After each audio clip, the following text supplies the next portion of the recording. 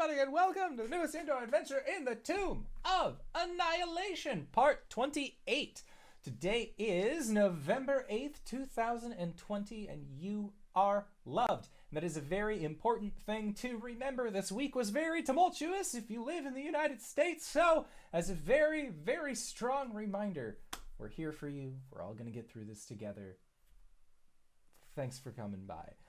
Just kidding, we're not done yet. In fact, we have been playing games like this for several years now, so you can find videos of each of the games that we have played up until this point at youtube.com/indooradventures.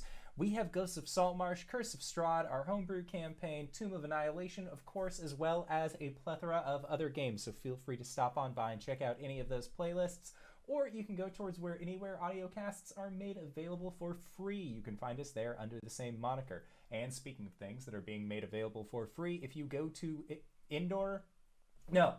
patreon.com/indooradventures, that's where we have our after show called Nights in the Courtyard, where we answer questions not only from each other, but also from the community. So if you have any questions that you would like to ask either myself or any of these other fine folk, feel free to post it in the side chat of our Twitch, or join us on Discord. You can find the link in the side chat as well, or in the description of this video down below. And if you already support us on Patreon, Twitch, YouTube, all those other places, and you want to help continue supporting the show, you can go then to indooradventure.redbubble.com. We got t-shirts, we got posters, we got mugs, we got crop tops, throw pillows, shower curtains, aprons, clocks. We have so much merch. Guys, it's ridiculous. And now, as RJ showcased last Monday, we also have merch for DanaeKeener.com. So if you want to go out and rep the wonderful website that we like to spout off during the show, hey, guess what? You can get that at indooradventure.redbubble.com. But that is it for my spiel. So, hey, RJ, who are you playing today? Hey everybody, I'm RJ, but today I'll be playing Wally, the shifter fighter barbarian. Hi, I'm LBHackEmUp, and I'll be playing Azrael, the warlock gnome. Hey everybody, I'm Wings. I'm going to be playing as Baz, the Drow Rogue Fighter. I'm the Indoor Adventurer, and tonight I shall be playing as Teshvael de Falarn, Mark of Shadow, Elven Paladin, and Warlock to Kyber. It just keeps on growing. And I'm Tyler, I'll be your DM, and we'll start off with a recap. Last time in the tomb, our adventurers made their way into the Vault of Reflection, much of it already having been claimed by Azrael. There, they maneuvered past a few tomb guardians and found the tomb of Kubazan to receive his blessing. Now, having collected all the keys to open the vault, they find themselves in a magnetic situation while being taunted by a beholder. Will they escape the vault of Belcorge's mighty rays? What waits them below in the chambers of horror? Find out on the Indoor Adventure presents the Tomb of Annihilation. So a few things, because this session will start off with at least initiative being rolled. I still have all your initiative from last time, so we're good to go there. You are not surprised because your good friend Baz has a weapon of warning. So although this thing did sneak up on you, you will be starting this combat as not surprised.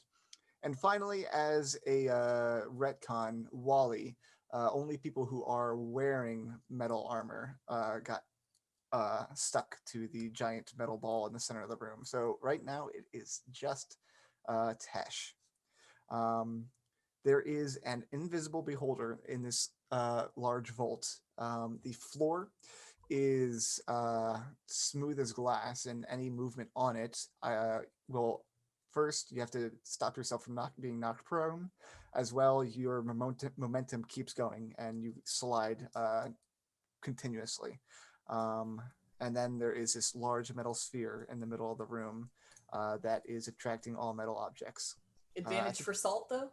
Advantage against for the dex check for falling because of salt. I threw salt on the floor. Yay! Salt that you collected from... It's great. But at the top of the round is Azrael. Sorry, I thought we were rolling initiative and all that first. Here we go. We're doing things. Yep. I mean, I said that I was going to use your guys' initiative for pretty much this whole level. So this thing in the middle Mm-hmm. is a magical thing, right? From your experience with magic, yeah, you can tell that it is magical. There is some form of magical effect on it. Okie dokie. I will try to dispel that magic that's holding my dear friend Tesh. Your very, very close friend Teshvael. Go ahead and roll.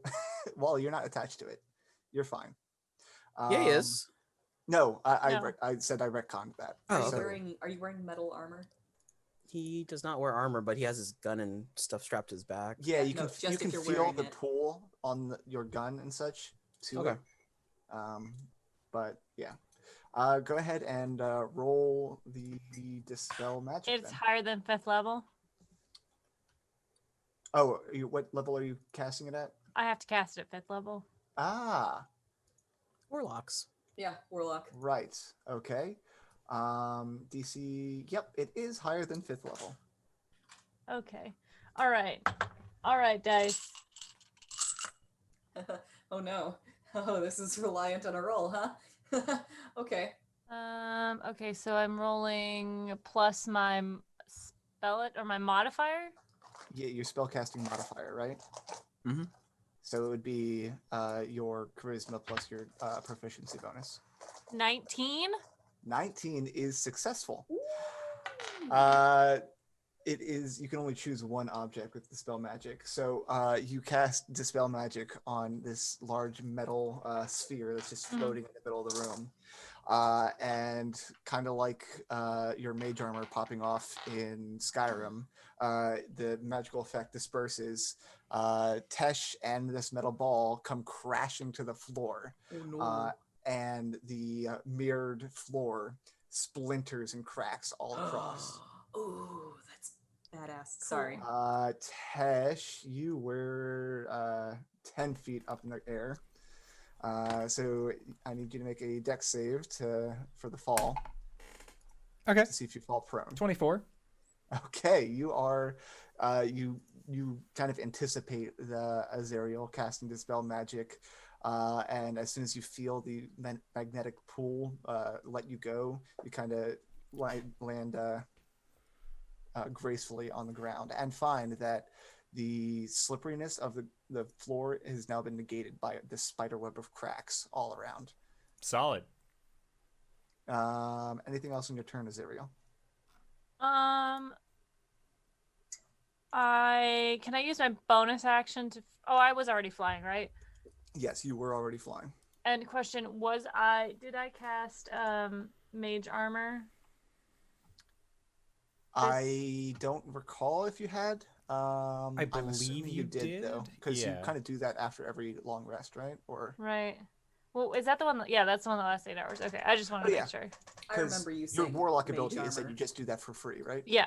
Yeah. So I'm just assuming you've got it on at all times. Solid. Okay.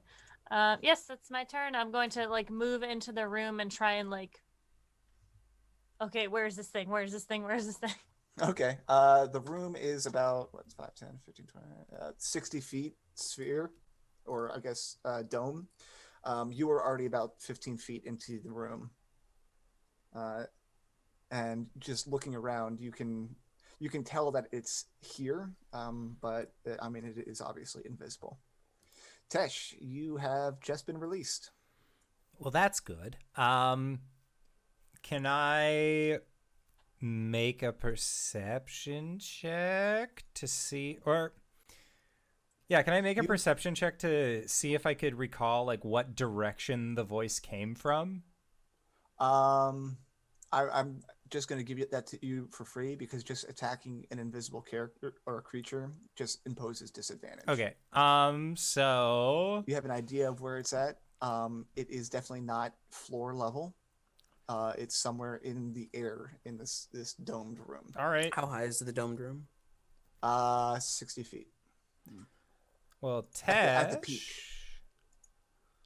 I believe that a particular blessing I have received can make thing. Oh no, that's a full action. I don't want to do that. Yeah, Tesh is going to cast Shield of Faith as a bonus action, and then He's just gonna take pot shots with Eldritch Blast, see if any of them stick. All right, I Yeah. appreciate that. I just lied. It's 30 feet high. It's like All right. a big sphere, but not anymore. Eldritch Blast has a range of 120. I'm feeling good. Yep. With disadvantage, that's a modified 20 to hit. That I believe hits. And they will take 8 points of force damage. And yeah, when the Eldritch Blast bolt flies off, it just looks like a shadowy Summerwise, just boop. You're shooting shadowy Summerwises everywhere. Yeah. Well, it's not just everywhere. Apparently, I hit on that one. Yeah. Does it break the invisibility, or are they still invisible? He is permanently invisible. That's stupid. I am going to shoot it with another Eldritch Blast. Cool. Can you shoot 2 Eldritch Blast? Yes, I You can. could- Yeah, Eldritch Blast, because Eldritch Blast and cantrip spells scale off your Yes. overall level, not your class level. Right. So I got a 6 or an 8 rather. So I don't think an 8 will hit this An 8 does invisible not guy. hit. But I do have Shield of Faith up, so there is that. And then I'm gonna try and hide around this orb in the middle of the floor. Okay. You can kind of just take cover behind it. Yeah, that's what I'm trying to like. Yeah. Just get close. If I see a beam getting shot towards me, maybe like, hopefully I won't see it, but not in the way that the Hopefully. beam is also invisible, but in the way that it's not coming towards me. You shall see. In fact, at the end of your turn, you know what? The bullet holder is going to use one of its legendary actions because you just shot it. So I'm just going to roll a d10. It didn't have to come to this. All right, I need you to make a wisdom saving throw. You are not within 10 feet of dragon bait. Natural 20. All right. A beam shoots out, and you can feel the effects of something trying to frighten you, but you're the one to be frightened of. Child of Kyber, surely we can come to an agreement. Do you understand Undercommon? No. Okay. The 2 that can hear Belcorge. I just thought we were waving. Yeah. Belcorge shouting about thieves, and you shall perish. You cannot withstand Belcorge's unseen rays. Anyway, it is Artis's turn. Okay, Artis. Womp womp. So Baz is kind of in the doorway, and I'm going to make it so that only like 2 people in the doorway can really do anything. He can squeeze past and get into the room. Artis will.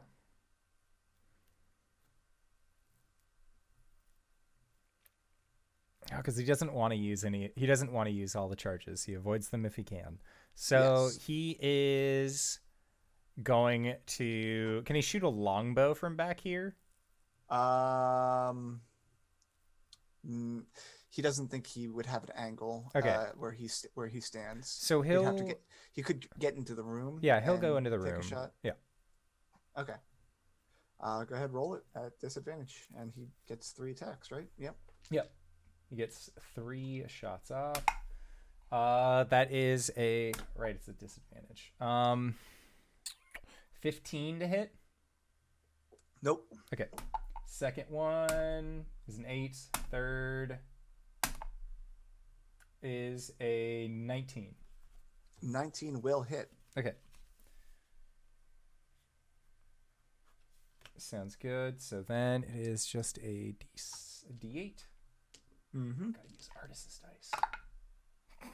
Minimum damage of 3 with the longbow. All right. Artis kind of combat rolls into the room, pulls out his bow, and just fires 3 arrows in quick succession at the ceiling. And you see one of them graze something, and a splatter of otherworldly blood rains down. Just a little bit of an ooze. Up next is Wally. Oh, you're muted, my friend. How big is the orb? The orb is about a 10-foot diameter sphere. Excellent. Wally charges the orb, jumps on top of it, and is going to do a high jump, which Okay. covers 30 feet of distance upward. 30 feet of distance upwards? Oh, because Yes, of your strength of because my strength is 23? stupid right now. Yes. I'm going to attack the ceiling in hopes to rain down dirt and detritus on the invisible beholder. Huh. I mean, roll an attack. That's my husband, everybody. A 23 to hit Okay, roll the damage. ceiling. Yep. I'm going to expend 3 charges of the staff to deal an additional 3d6 force. So that's 12 bludgeoning and... What? Nope, that's not the right button. 9 force damage. Okay. You launch yourself up at the work stone ceiling that seems to have just been carved out of the earth as it was, and create a large crack in the ceiling as dust rains down all around. And the next 2 people that attack the how do you say attack the beholder will not have disadvantage, as some of the dust kind of coalesces around it. Second attack on the beholder. He is going to... What would do more damage, actually? Yeah, as you jumped up and slammed against the ceiling, you found that the beholder is kind of right there, and you can get your second attack off on it. Cool. That is a 23 23 will hit for 10 points of bludgeoning damage as he comes back down with a spin and then lands on top of the ball again. Nice. The bunny man jumpeth. That's all I'm saying. Awesome. Anything else in your turn, Wally? Bonus action rage. Okay.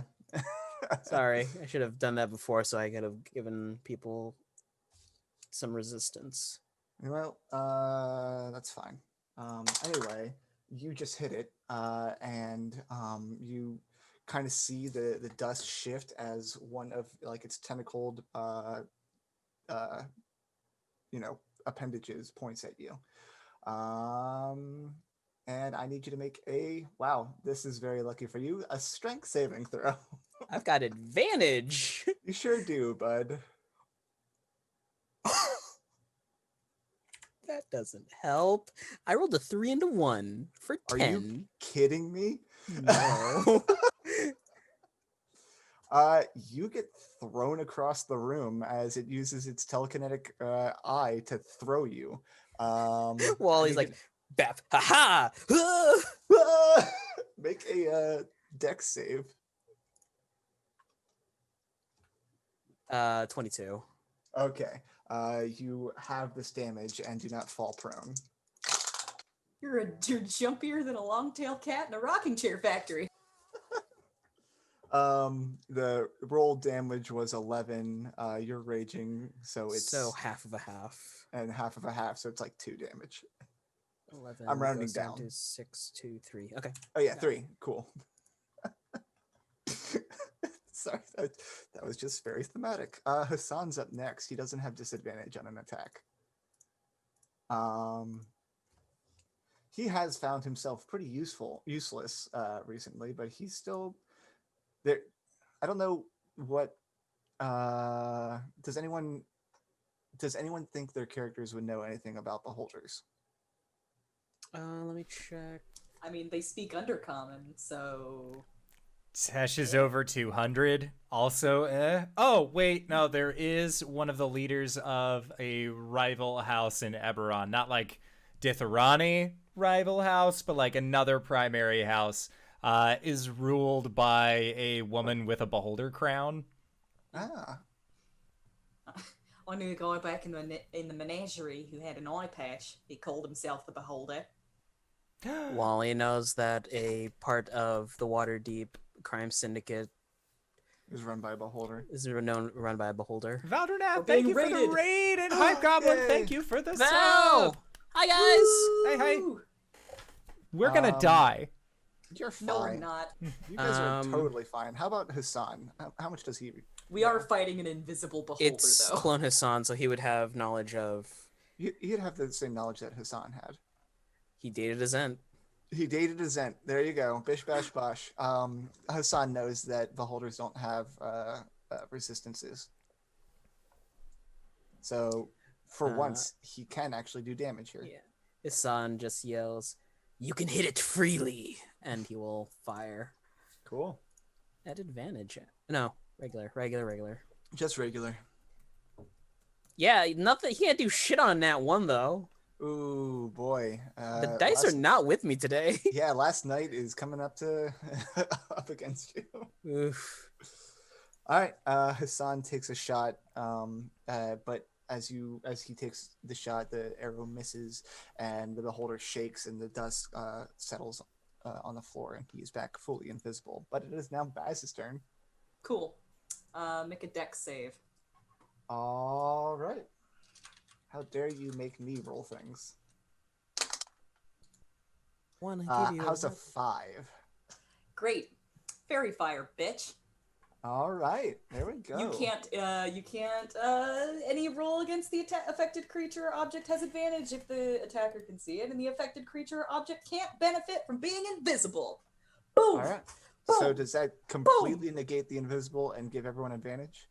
Or does I that don't just know. negate the invisible? I don't know. I think that's up to you, but it negates the invisible at the very least. I feel like it does negate the invisible, so that attacks against it are now always flat. All right, so that was my action. I think that I'm going to take a few steps back and go around that corner, and then just hide there and maintain my concentration. Okay, roll stealth. Okay. 28. Cool. 28.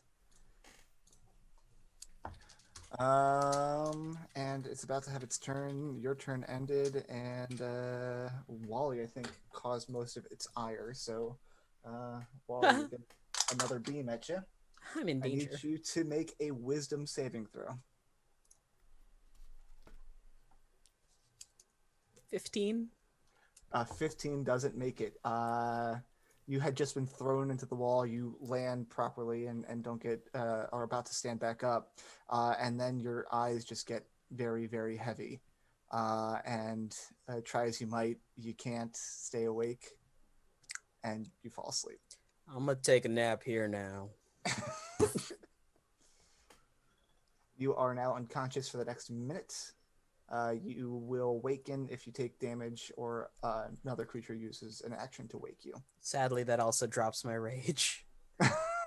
Sadly, this is true. It is now the beholder's turn. He is illuminated in fairy fire. And you see him kind of dip down a little bit. Wait, question. Did it use a legendary action to do the sleepy time eye? Yes. Because you can't use a legendary action adjacent to the creature's turn. Oh, you can't? No. Interesting. I didn't know that. Yeah. I also didn't know that. Yeah, it's so that way you don't go, oh, legendary action, my turn, legendary action, end of my turn. Like, you can't stack them with the creature itself. So... Oh, you're saying that you can't use them right after Yeah. creature's turn. You can only use them after somebody else's turn. Yeah, The creature it's... hasn't had a turn yet, has Yeah, he? well, it's But using them... But he, yeah. If it's so creature and then a player above, if the player above goes, the creature can't use a legendary action before its turn starts. Nice. Yeah, Didn't know so it could use one of its eye beams this round to do the sleepy. I mean, it will.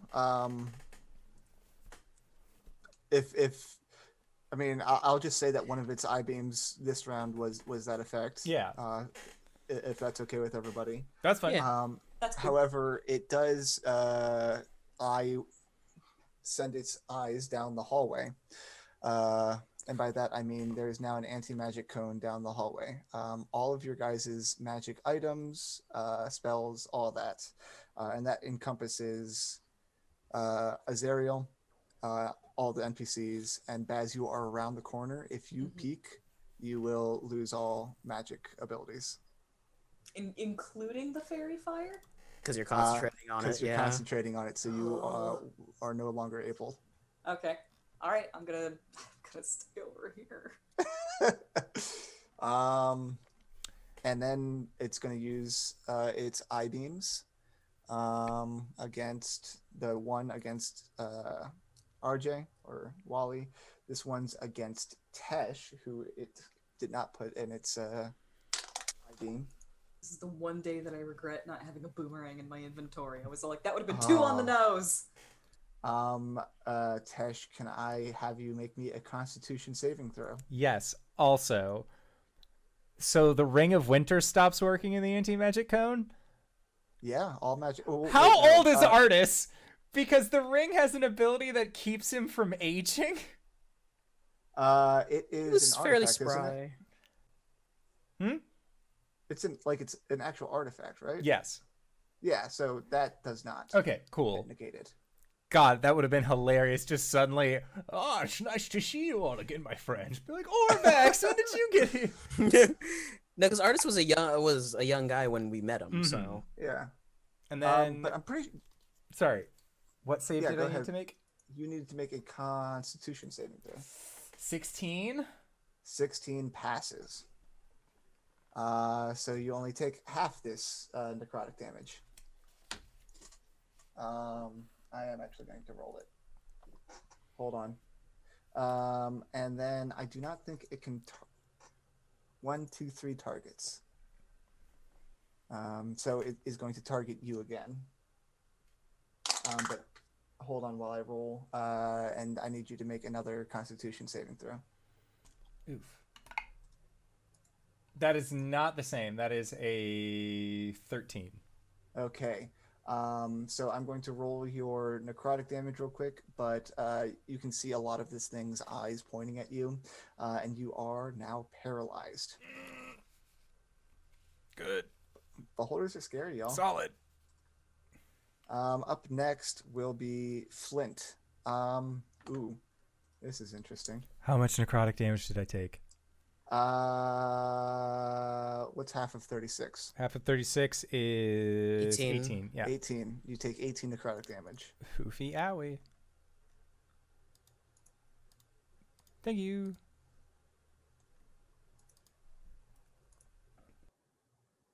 Up next is Flint. Danae, you're in charge of him. Okay.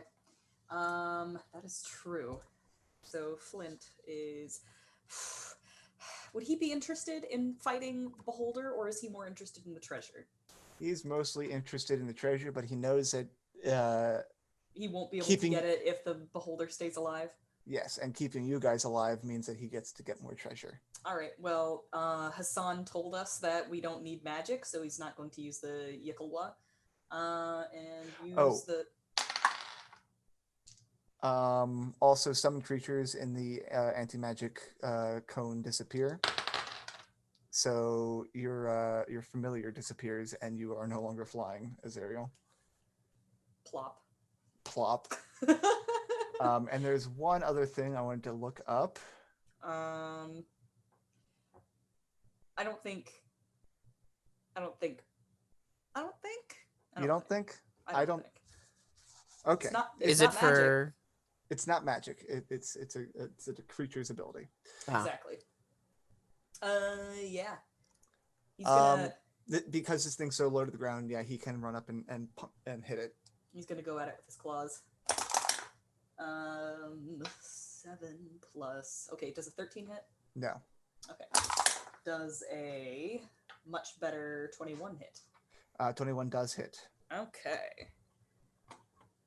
Didn't have my dice ready for this because I am a fool. That's gonna be 7 bludgeoning damage. 7 bludgeoning. And I think that's it for him. Awesome. He did move in such a way that he is no longer standing in the anti-magic cone. Flint. Yes. Okay. I have a question. Yeah.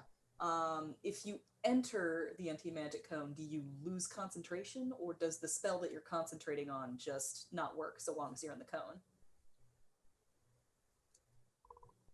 Yeah, because does my mage armor go away and I have to recast it?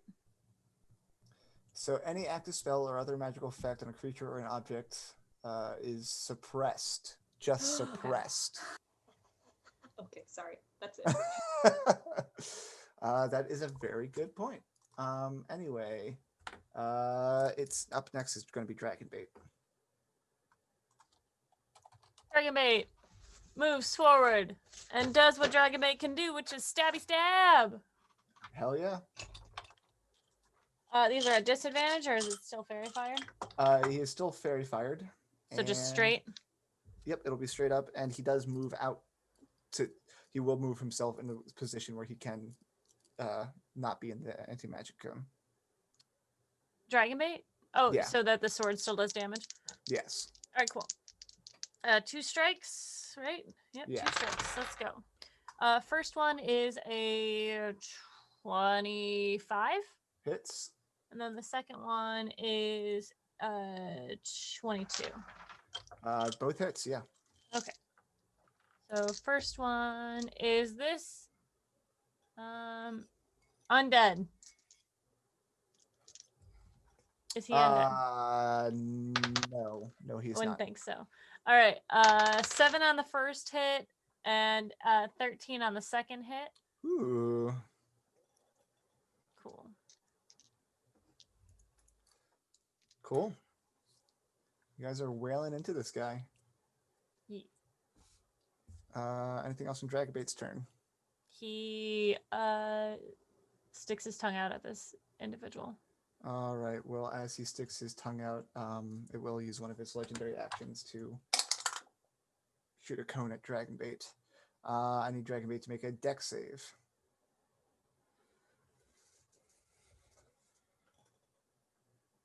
Devin? 7 does not pass, but he is only slowed. So you can't, and he can't take reactions. Okay. He can only take an action or a bonus action, not both, and then he'll be able to repeat the saving throw at the end of its turn. Okay. Next is Azrael. Oh boy. All right. The magic around you is suppressed. Your familiar has suddenly disappeared. Yeah.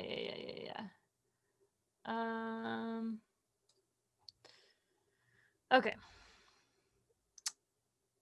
I can move out of it. Can I move out of this? Yes. Can I see where it's coming from? Yeah, because the beholder is still illuminated by fairy fire.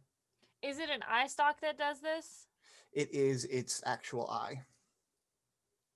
Oh, right. Okay. Dude, fuck it. I would like him to make a con save, please.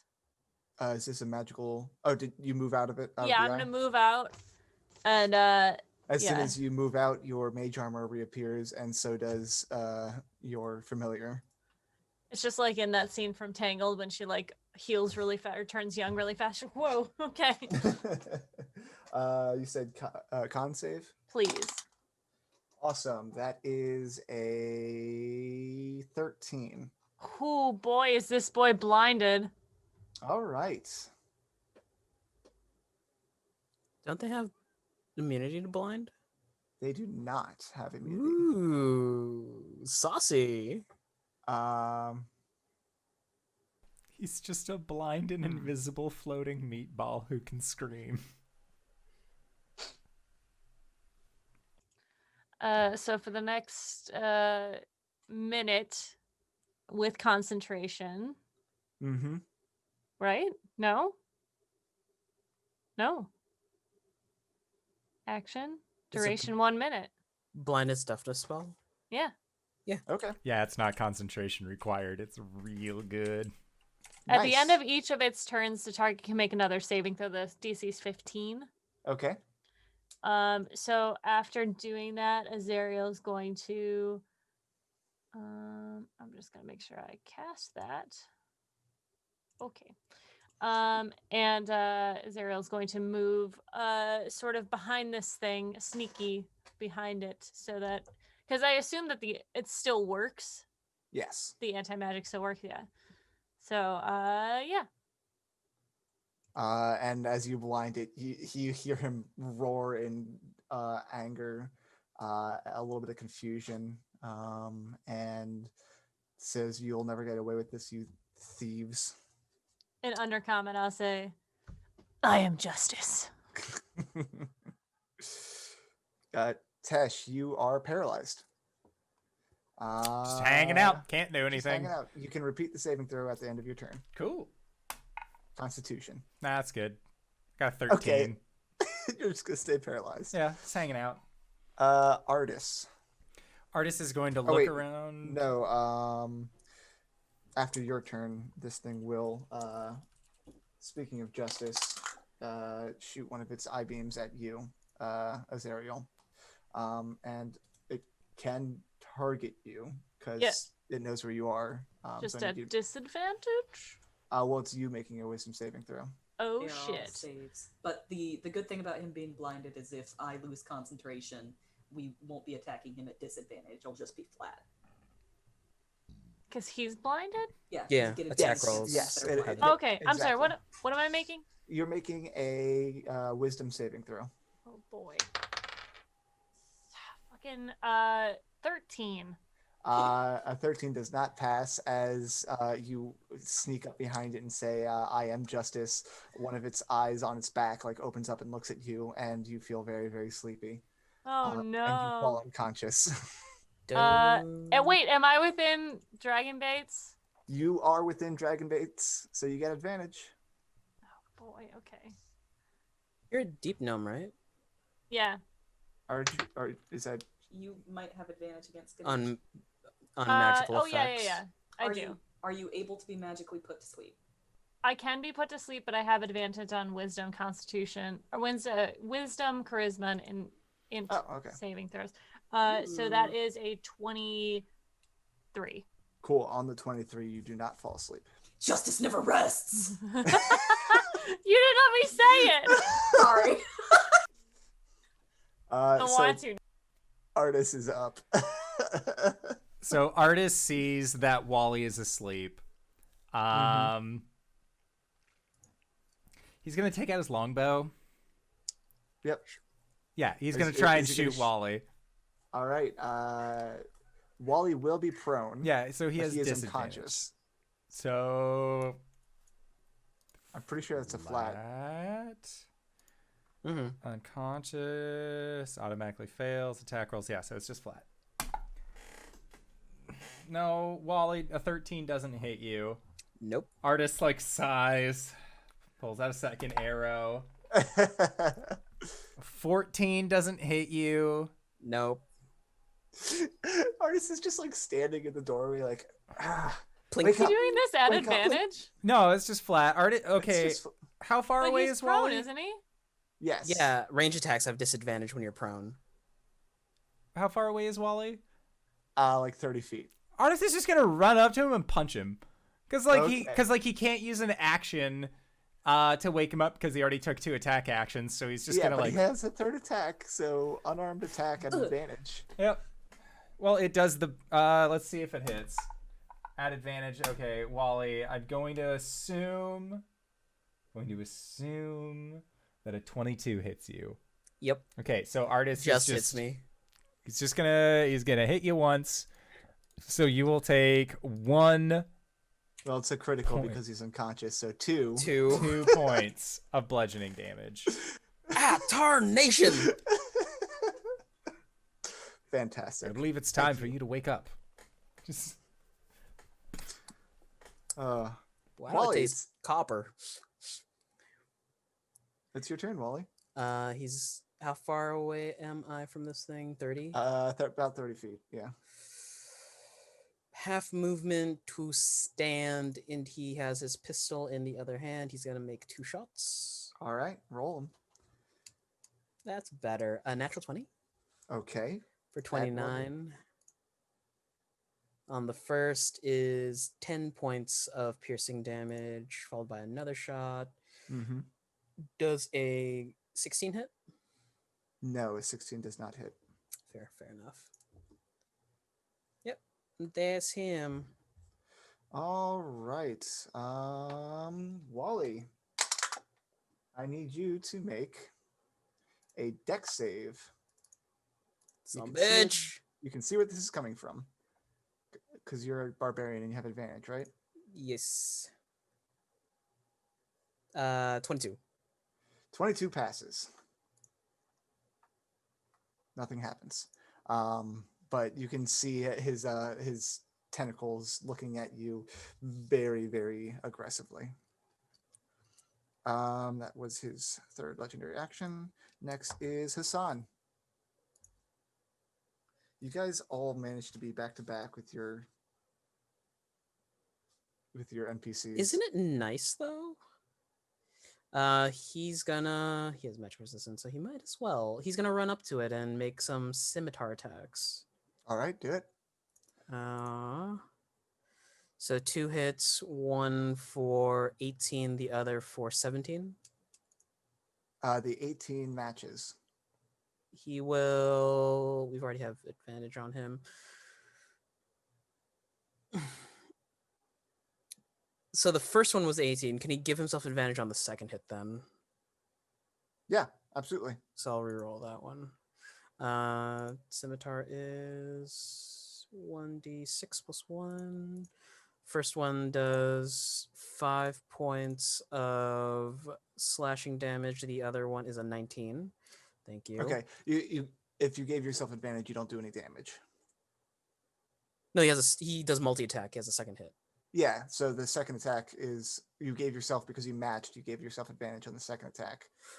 And the 19 does hit. Yeah. So he does take that 5 slashing damage. Okay, cool. 5 slashing. Cool.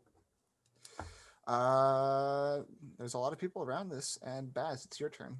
You know what's fun about this guy not being resistant to non-magical attacks?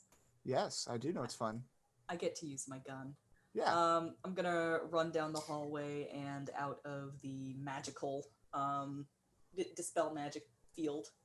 Yeah, so you run into it, the fairy fire falls away for a second, and you kind of slide across the shattered glass out of the cone again. Mm-hmm. And I'm going to line up a shot with my rifle. Hold on, I'm supposed to do this at advantage. Roll them 3s.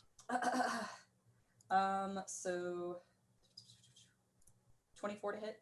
24 does hit. All right, that's 1 bullet. I'll go ahead and put the sneak attack on here.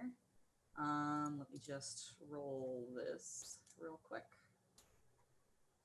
That's going to be 10 piercing damage from the gun. Mm-hmm. And 6 sneak. You know what? Probably should. I'll remember it for next time. 6 sneak attack. Okay. Here comes the second attack. Second attack. It's not gonna help, but that's fine.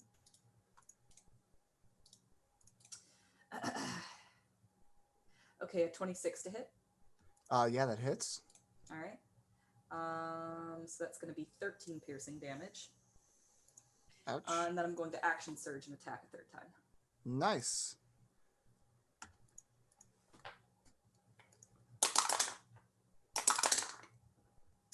All right, a 23 to hit. Yep.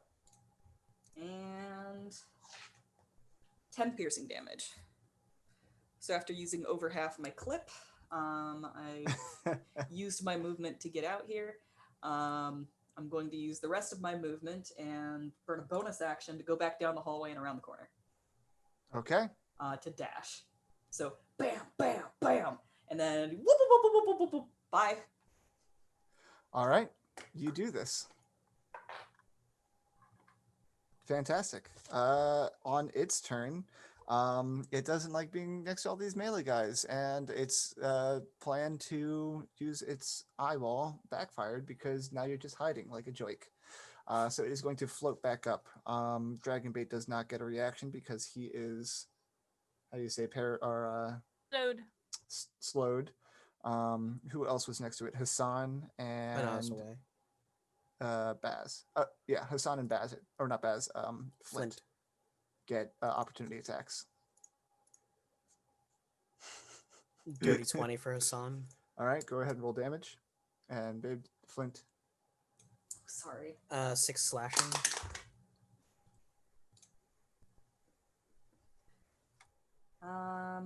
Yeah, no, I don't think he's gonna hit. An 11. Bless you. Wait, hold on. We're supposed to be doing this at advantage. right? Advantage. Yeah. Yes. Yeah, no, that doesn't hit. Cool. It bumbles up into the ceiling, still being illuminated, and it casts its eye downwards on the most number of people, which is, I think, Azrael, Flint, and Dragonbait. This does dispel the slowness on Dragonbait, but you see him rise up to the ceiling, and then he's going to shoot a couple rays at Tesh, Wally, and Artis. Beholder fights are always so much fun. It's like a disco laser light show. It is a disco laser light show. Tesh, a Constitution saving throw. I don't automatically fail this one. That's an 18. Cool. You're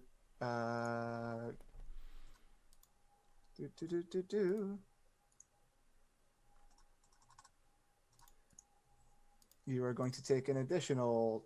Ooh, boy, that was a high roll. 25 necrotic damage.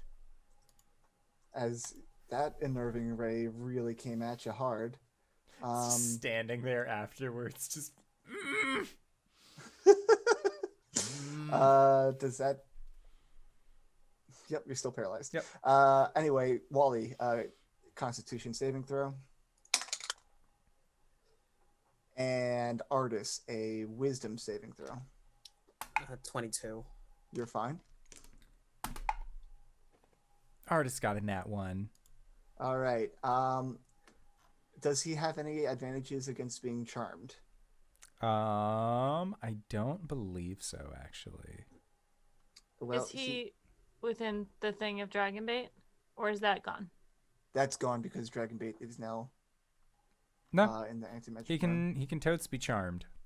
All right. Well, he has been charmed by the Beholder That's bad. for the next hour.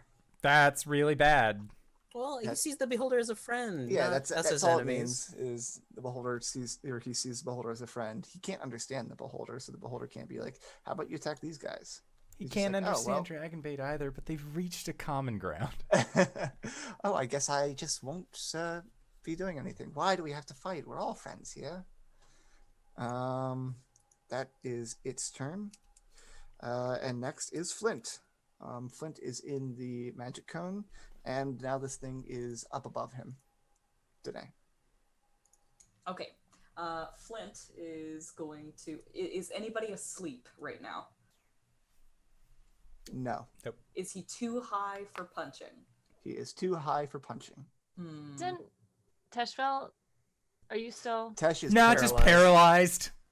Did that go away? 'Cause of the No. cone? Oh, he's I- outside the cone. I think that Flint walks over to Tesh and just kind of like gives him a pat, just sort of like, "Oh yeah, I thought you were asleep. I was gonna try and help you up, but like, yeah, you're kind of in a like you can see my situation here. I really can't punch this guy anymore, and I wanted to help you up, but yeah."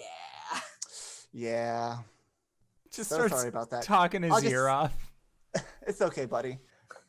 He was gonna do his classic "Good morning, sweetheart" routine, but it didn't work out. He did leave the anti-magic cone, though.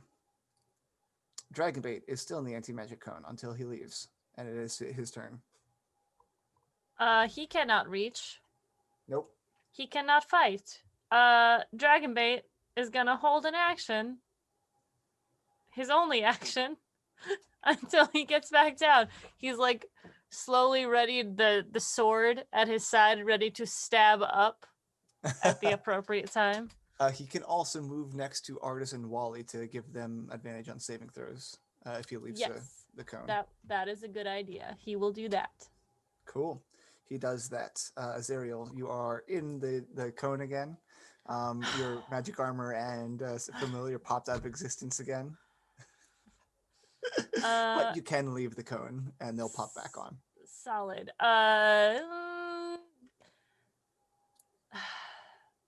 Get, freeing Tesh is going to not. Yes, freeing Tesh is going to be a dispel magic, isn't it? Yes. I mean, I guess. No, what you should do is go and park yourself next to Tesh so that he puts the anti-magic field on top of him. Oh, that's a good idea. I'm going to do that. And then I'm gonna stand in front of him. Well, I'm gonna fly in front of him because my imp comes back. Yep. Very disarming, this whole like smoky armor, no smoky armor thing. And how high up is this gentleman? He is 30 feet up, like just bumping against the ceiling because he's like some of his tentacles are like feeling the ceiling with their like blinded eyeballs. And how much do I know about beholders? Do I know that they have no resistance, right? As we've talked about this. I think everyone has that understanding. Okay, cool. Because this will look cooler. I'm gonna need him to make a dex save, please. All right. What is this effect? I'm casting lightning bolt. Ouch. Oof. Oh, that's probably gonna hurt a lot. His dex is only a +2, so a 9. That fails. So he's going to take. Okay, fingers work for me. Thank you. Just dropped a lot of dice on the table.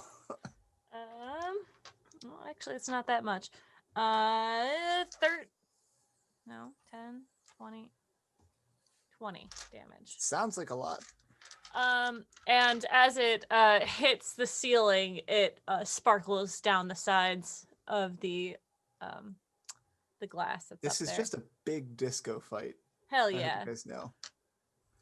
I'll have you know I'm literally listening to disco music right now. It is fantastic. Azrael, I need you to make a dexterity saving throw. Okie dokie. That's a d6. I don't need to roll that. All right. That is going to be a 22. 22, you are fine. Nothing Solid. happens. That's No the effect. only other thing I'm good at right now. And I'm going to say, no, I can't say justice never sleeps. I'm just going to say, I'll think about it and I'll tell you in a minute. Okay. Tesh, you're paralyzed. Go ahead, make that save again.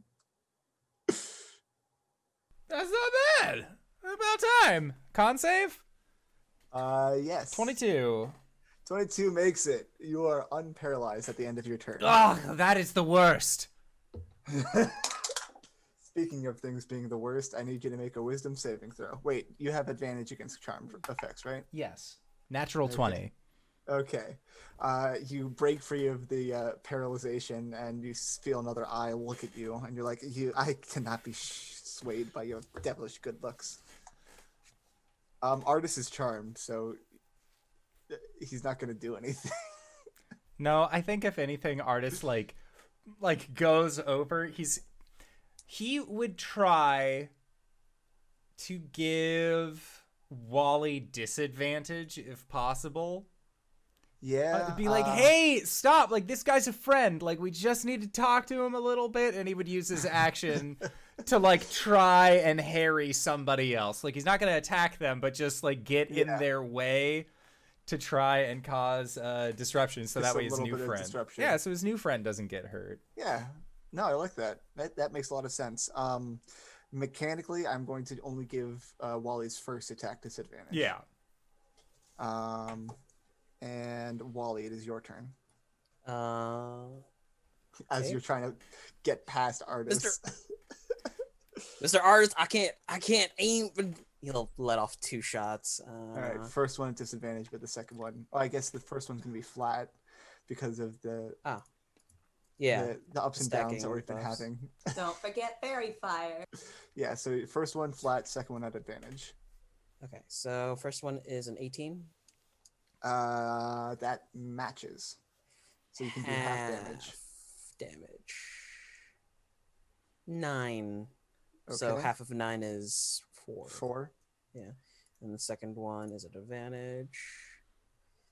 27 Hits. for another 8 points of piercing. Action surge. All right. And that's another 2 shots. Do it. That's at advantage. 22 Hits. for 6 points of piercing. Mhm. And a 24 for 11 points of piercing. Okay, well that 11 really hurt. I need to reload. Yes, you do. And I also need you to make me a strength saving throw. Some bitch. 19. 19 makes it. He tries to throw you again, but you stand your guard. Your Oh no, ground. wait, please throw me so that Mr. Artist couldn't be on me anymore. Actually, like he tries to throw you, but Artist like holds you in place. Like, no, this is going to be okay. We can talk through this. Those of you that can understand Undercommon can actually hear this beholder getting a little nervous. Still shouting about how you all fight like flumps. But you can tell that he doesn't actually believe that anymore. Next is Hassan. Short bow to the ceiling. Yeah. 19. Hits. 1d6 plus 1. 6 points of piercing damage. Mm-hmm. And he also puts poison on his arrows. So they have to make a con save? Nope, it's just automatic damage. How much was it? 2d6. Plus 6 points of poison damage. Ah, ugly, imperfect creatures. Baz. All right, I'm gonna poke out and do some more gun, boom, bam, bam, rifle bullets. Yeah. All great statements. Natural 20. Okay, roll it. Okay. It's gonna be 22 piercing damage, and then 12 sneak attack. And here comes my extra attack. How before you? That was more than enough damage to kill Aw, it. I was So gonna have to reload next turn. It's I fine. know. As it's bumbling around on the ceiling, shouting about how you thieves will never get away with its treasure trove, and you're all imperfect creatures. It's wildly shifting its anti-magic cone around the room. How do you kill it? All right. It's shifting its magic cone around the room like a spotlight. It's fucking like eye stalks are wiggling around and like just like pss, pss, pss, like a laser light show. It's just flying everywhere, bouncing haphazardly off of the reflective floor. And he's screaming. There's disco music playing for some reason, and then Baz lines up the shot, and then like we see it go like there's just a silhouette. The whole screen goes white except for the beholder getting pierced through its eyeball, and then the lights stop, the music keeps on going, and then it falls as if in slow motion, and then boom, with a meaty thud, the glass cracks underneath it once more, spider webbing out, and then there's a record scratch and the music stops. Cool. That's and that's pop, click, chick, chick. He thinks he looks really cool because he does. That is combat complete. You have just killed a beholder. And seeing the beholder is down, Flint looks around the room and he's like, and starts inspecting these alcoves. And like I said, they are overflowing with treasure. I think Tesh would. Suddenly remembers that the Yikilwa is a throwable object, and he's like, "Oh, I could have thrown this." I could have thrown this. I feel like But I like Tesh it. would. It's right here. Tesh would look at Flint and just, go on, buddy. You've earned it. Just be careful. He's gonna start stuffing his pockets, but he doesn't have a bag of holding, so he's already a little overladen with treasure.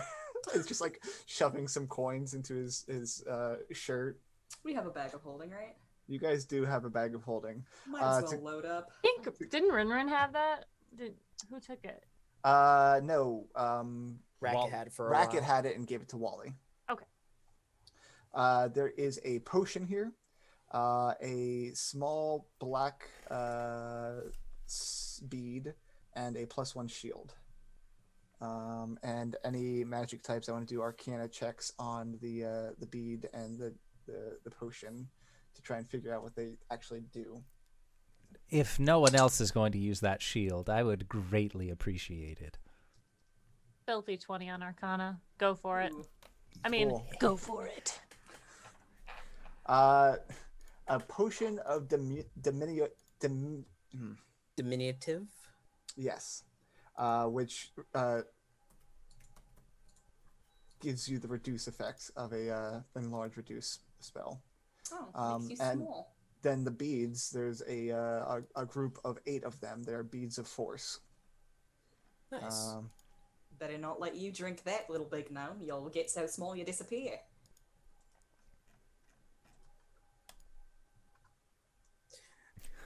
I like Everyone's- how you unmuted for silence.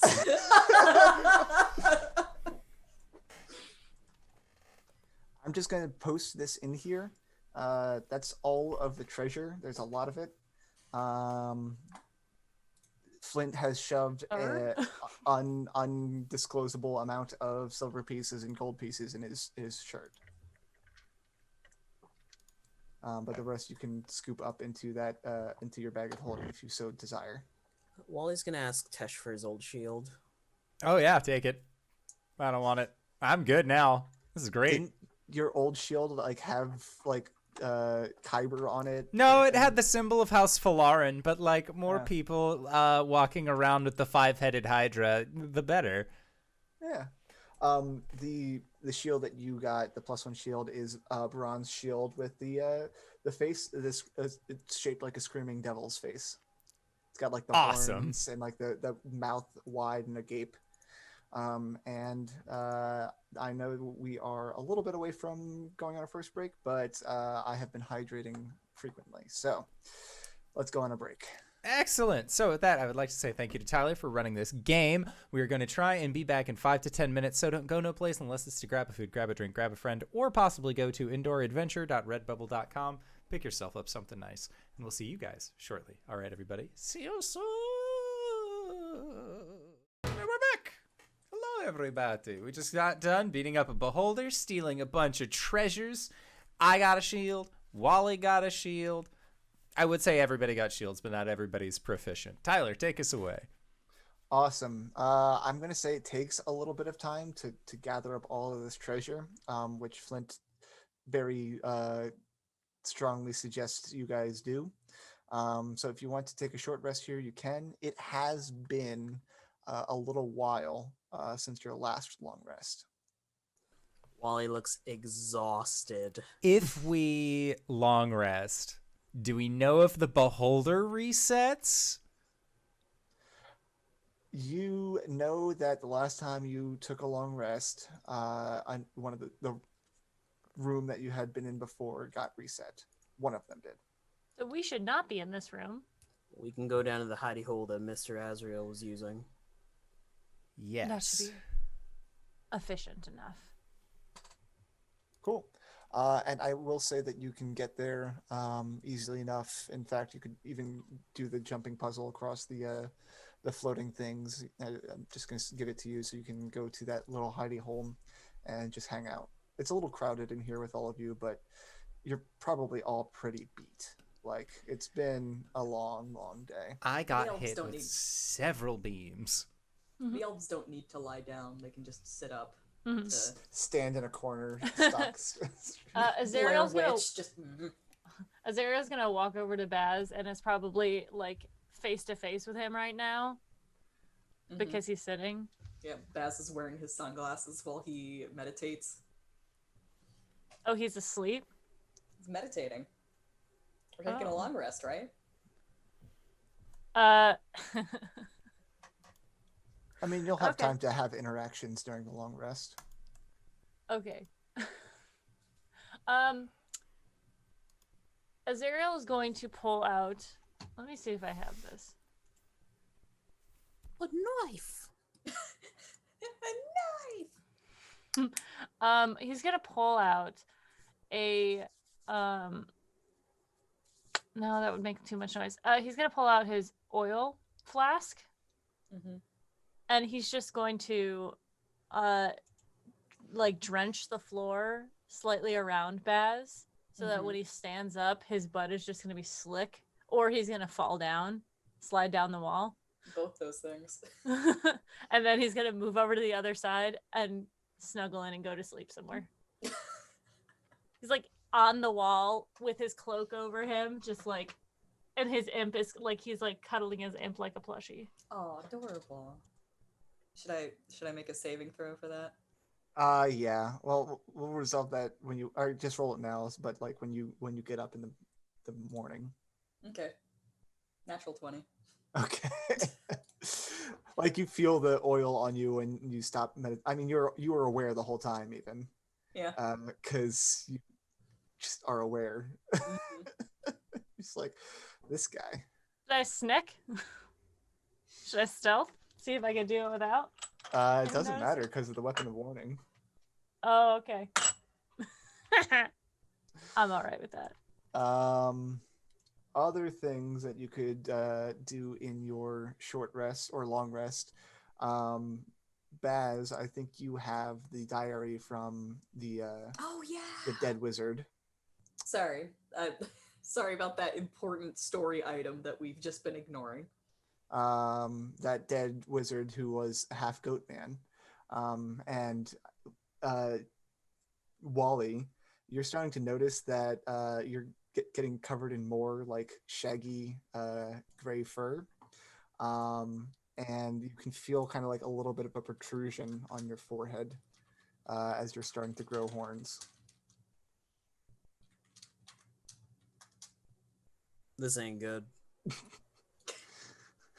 Additionally, you did pick up you stole Withers's spell book at one point, so you also have that in your possession. And I want to say that while you're just kind of like flippantly looking at it, you notice that on the back cover is the two words Kimura Blackfire. Does anybody know anything about a Kimura Blackfire? The drag queen? What? What? Do we? Think an arcana? History or arcana check.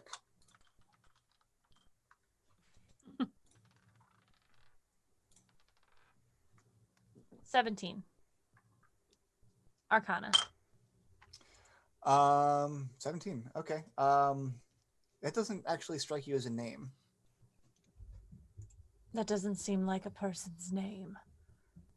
Is it a spell or a Wally will hand the object? book over to Azrael.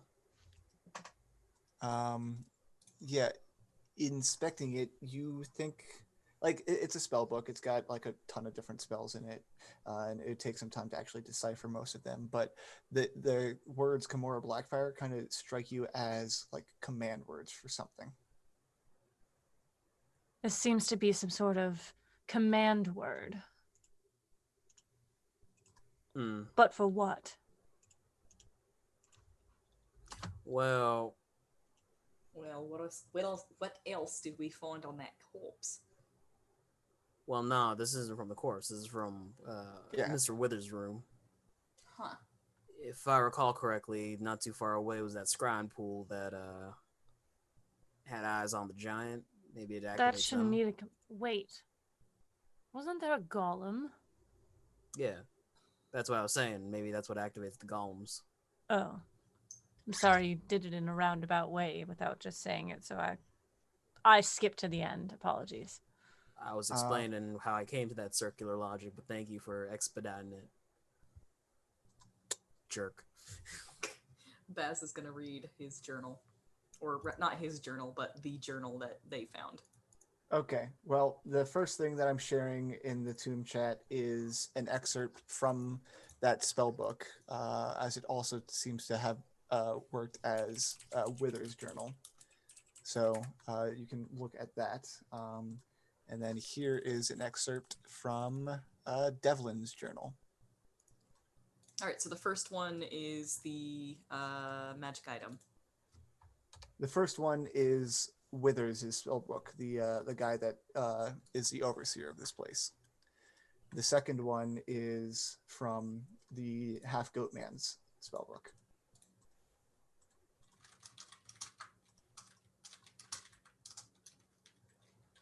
Let's have somebody read the spellbook one, and then I'll read the journal one. I'll read Sure. spellbook. So this is for Withers, right? Yes. All right. The master returns with a marvelous gift, a cast-off creation of the gods, dead and yet not. The all-seeing is blind to its existence, and the mother of illusions looks past it. Sweet irony. The master hopes to raise the creature to power by glutting it on souls. The master has brought the Sown sisters here to nurse it and to help build the device needed to feed it. As for me, I am only saddened that my studies shall one day come to an end. I owe the master much for the time he has given me. I can only work harder in the little time that remains for this world. Ooh. What could that possibly mean? Well, if it's a creature of some sort, that's what it says, and then they needed a device in order to feed it. A device for glutting on souls, if we look at the sentence prior, so I'm going to guess that that is the soulmonger. That is what is causing people, or preventing them from coming back to life, because whatever it is that is feasting on those souls. Now, hold on. We've been assuming that those souls were getting eaten by... Sararak. Yeah, Sararak. A Sararak is the master. This seems to imply that there's an entirely different creature here. I think there are multiple. The Sown sisters are mentioned living here. The master has returned, therefore I'm assuming is currently here. The master also being a Sararak. And this cast-off creation of the gods, as it says in the first line, is the thing that is not yet dead and is currently being fed. Yes, and the Sown sisters, those were the hags that had captured me. Or cloned me, rather. I see. So, a Sararak, Sown sisters, big baby. I don't know what else to call it.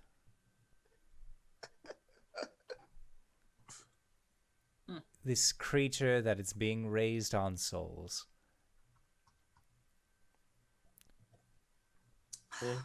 Soul food. It's a lot of chicken soup. Soul food sounds really good right now. All right, I'm gonna read the the journal. Yeah. Whomst is this? This journal,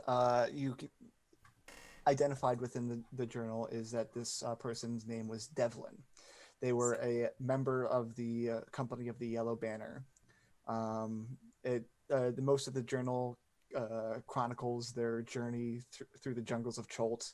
When they got to Omu, they got captured by the Wanti, and then stripped of their gear and thrown in here. And this is a passage that brings that up. Okay. To those who find this, know that I, Devlin Bashir, am the last surviving member of the company of the Yellow Banner. The warlord Raz Nasi stripped us of our weapons and threw us in here on orders of his master, a Sararak. I can only imagine our souls are to be fed to his phylactery. Alas, it seems he has won. Our company was separated after the incident with the four-armed gargoyle.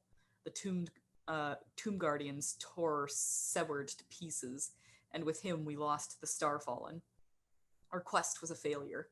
Even if we'd found the eye, the elf princess was gone.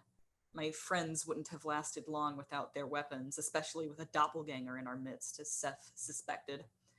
Of course, I kept my staff. I'm sure Brixton would have seen some humor in that.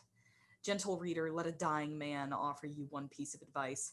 A Sararak is a trickster who desires nothing but your soul. His riddles may help you, but in the end, his final secret always leads to your doom. Timora, save us all.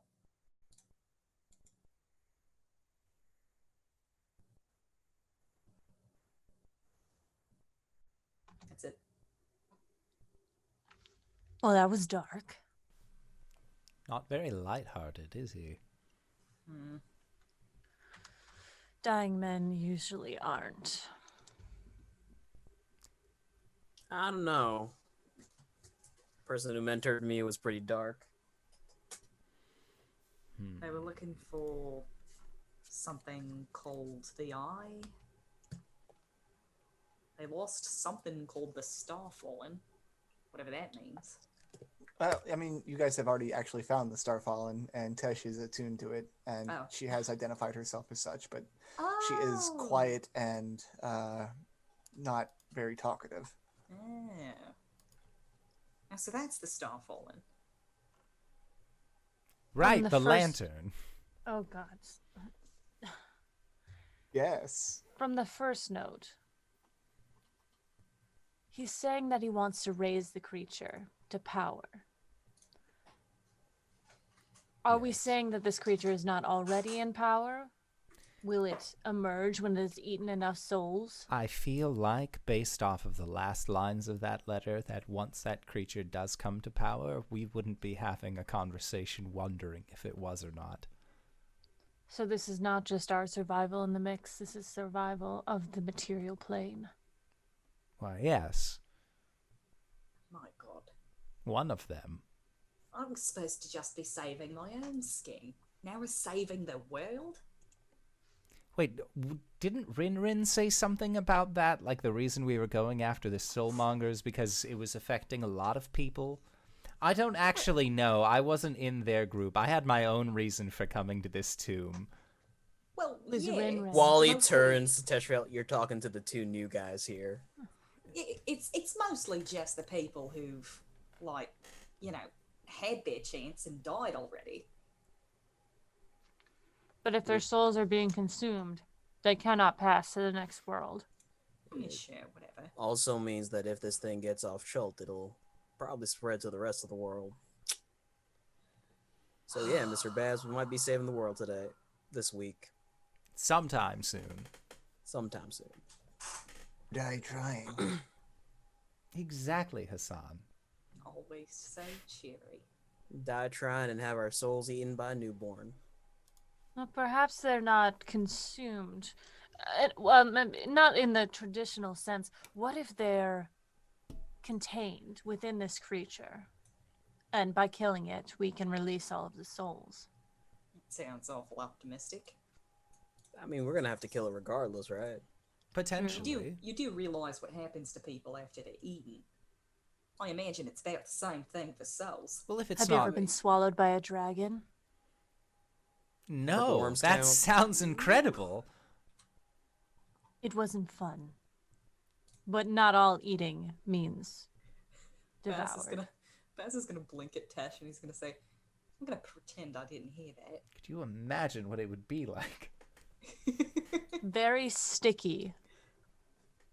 Here for it? Can we stop talking about being eaten? Now, what if this creature is being fed by souls and we destroy the machine, we could just starve it. We wouldn't have to fight it one-on-one. I don't think we should postulate until we're actually there and see it. All right, well, We're makes gonna have sense to to me. survive to actually even get to it. Well, how much of this floor do we have left? We were done Clear with it this out. here. None. All right. Baz just kind of like flips through his notes. We never figured out what was behind that curtain, but Honestly, I'm not. I'm good on curious. that one. Yeah. Wally And, goes through the bag and pulls out the 3 skulls. I think we need like 2 more, right? That is correct. DM, did we collect all the skulls from this level? Yes, don't there's only recall. one Okay. skull per level. Okay, cool. And And we've been I getting have the already skulls. retrieved that. No, Pulls out the skull.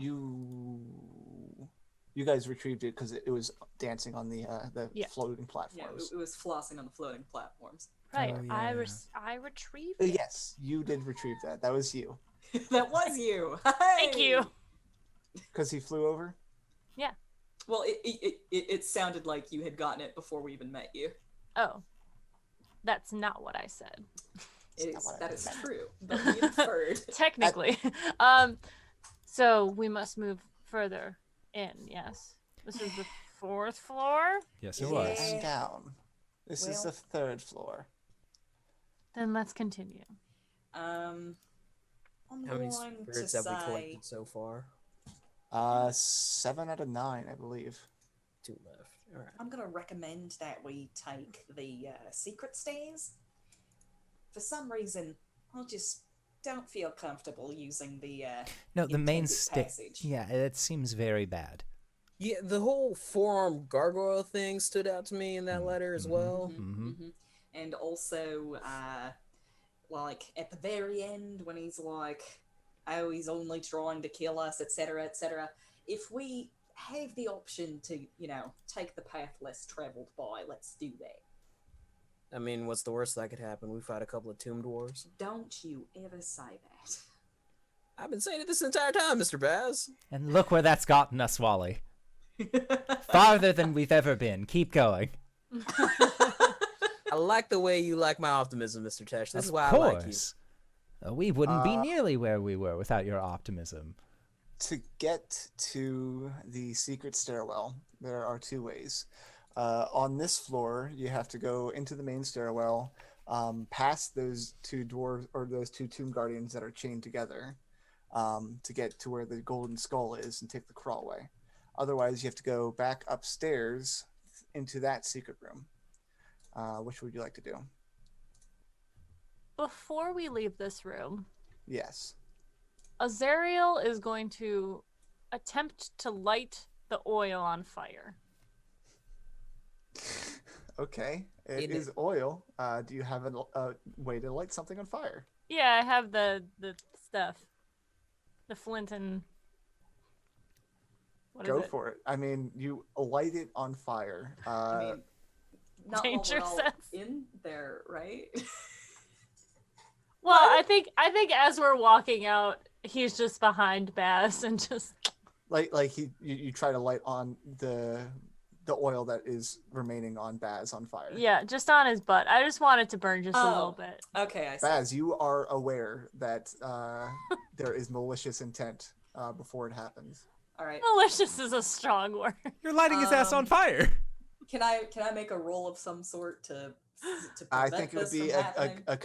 a contested acrobatics checks. Bookie. Oh my god. Natural 20 for a 27. 16. 17. He You- slaps it out of his hand and it sets the room on fire. Whoa, no!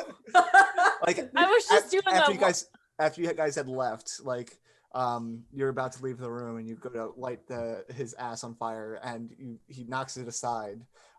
You guys are in a small crawlway to leave this room, and it lights the floor on fire and that goes out very quickly because there wasn't really enough oil to last. Like the two of them fumble for a second and then it's just like woof, and then it stops. It's just like, we never speak of this. Azrael, I don't know if I can laugh like Azrael, but does a very deep throaty laugh. Like he's actually just fucking with you, but Asian laughs with you in your brain while Yeah. Ubelaka tells you that she told you about this guy. You can't trust him. Can't trust anyone but yourself. There are 2 ways you guys can go. I will say though that if you go upstairs and go through that secret door that leads to Wither's office, you will find that it is locked magically.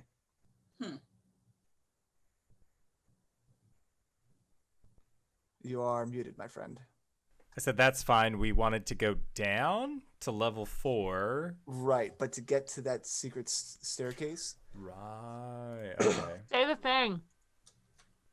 you have to either go past those chained together tomb guardians or go upstairs to Wither's office to get to the secret stairwell. How did we get past the Tomb Guardians before? We popped out You- another side. You went to the upstairs one, but it wasn't locked before, and now it is. It's reset. I say the probably. thing. Kimura Black something. Blackfire. It has no effect. Blackfire. Shit. I say it magically, like I'm casting a spell. It has no effect. He's just like Kamar Blackfire. You, Blackwood, but Guardian however, of Leviosa. looking at this door, it seems like it's under the effect of an arcane lock.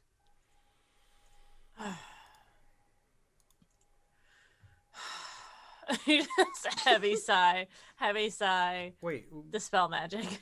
I was gonna say, wouldn't we have just been able to go up to the first floor? First floor, and then we go into the assembly room, and then just back down the spiral staircase. Do we have to so you pass go- anything that's been reset if we do that? Oh yeah, yeah. Yes. Oh, yeah. You'd have to go past the metal disintegrating shield. Yeah. No, thank you. I'm gonna have to use dispel magic either way. It's fine. We'll Yeah. just take a short Really rest. quick. What?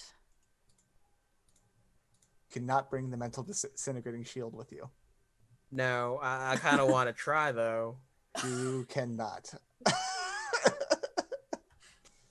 The statue weighs just enough that you can't carry it with you. It weighs more than 690 pounds. Yeah, it's Yes, a you stone had- statue. You had Baz's, or you had several people's help Help. moving it before. I kind of wanted to push it down to where the chain golems were and just see what happens. Can we just push it? It seems Just the push, chain push, the push, and then Tomb Guardians are not affected by it. They're wearing metal. They're not affected by it. DM says no. Says no. Leave it. Fine. I will reward other tomfoolery, but I draw What the if I line grab- at full Tomery. What if I grabbed the chain of the Tomb Guardians, ran really fast to the opposite end, and just hucked them over my shoulder? I mean, you could if you decide to fight those two. No. No. Just no. use the dispel magic, I go it's to the fine. door and I dispel magic. Yeah, we Alright, have you such limited time, you guys. Dispel magic. You go. You guys are going a little bit out of your way, but you go up there. You dispel magic. You take the spiral staircase back down, and you enter the 4th floor, the Chamber of Horrors, through the secret stairwell. You guys are you're killing me. Killing me, Smalls. I mean, I appreciate it. You guys are doing great, and I love you. All right. The stairwell does continue down. It seems like there's another floor beneath this stairwell will lead to. But as you get to the 4th level, you have to kind of like count in your head as you make your way down. Leads to a short hallway that ends in a secret door.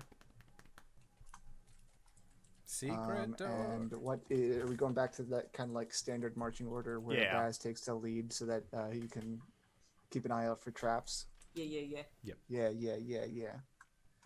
In fact, we could Uh, even like, as we're going down these stairs, get out some chalk and number the levels. Yeah, absolutely. I think like Wally has been pretty good about like taking out chalk and like marking things, and then making sure you annotate it on the map. You've got a great map of this place so far. You come up to this secret door. How do you approach it? Stealthily. All right. You can do that, but I Well will put. make the whole party roll stealth checks. 29. 16.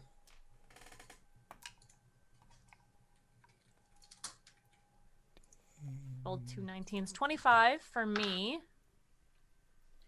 Yeah. 18 for Fine. Tesh. Ooh, 7 for. Oh, yes, 7 for Dragon Bait. And Artis. Also got an 18. 23 for Flint.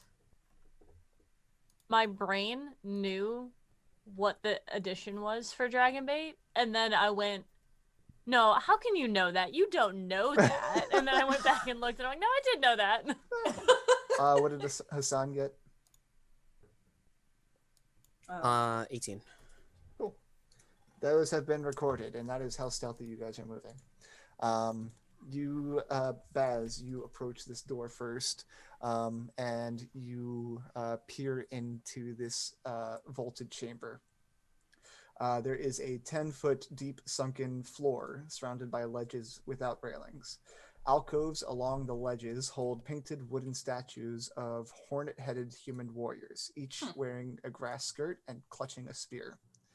A gruesome throne lashed together of bone and strips of skin stands atop the west ledge. A fearsome horned skull surmounts the throne, and small skulls are piled around it. The seat of the throne appears to be made of stretched skin and has a metal scepter resting on it. Shuffling around in the sunken portion of the room are 3 gaunt humanoid figures in dusty robes, draped in cobwebs. Their eyes and mouths are stitched shut. They are armed with brushes and clay pots of pigment, and they are painting the walls and pillars with grim, poorly rendered illustrations. Huh. Did you say that the warriors are hornet-headed? The statues are hornet-headed. That's Okay. what I got caught up on, too. I was like, I'm sorry, wait, what? Yeah, no, Baz is more disquieted by that than anything else in the room.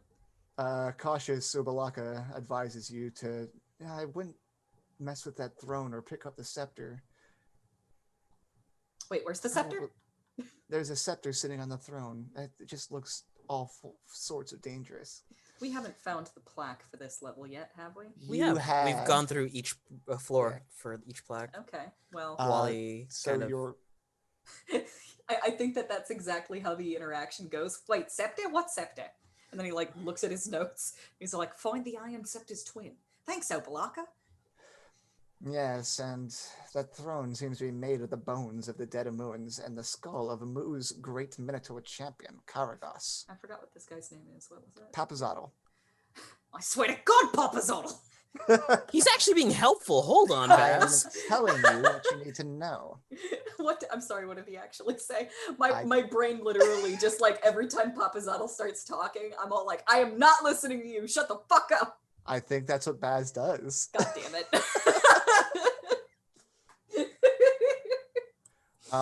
Baz, you're peering into this room, and these blind artists are just painting all around the room. Mm-hmm. A few of the depictions, one of them contains that half goat man that you found earlier, being stabbed multiple times by tomb dwarfs, their pickaxes just picking into him, and there's similar kind of depictions of death and gruesomeness. You spy one that is just getting started on this epic disco battle of a beholder, and you spy you and your friends in there. And one of them is putting the final touches on a painting. It is of a tabaxi crawling into a chest. And you recognize that as Rinrin.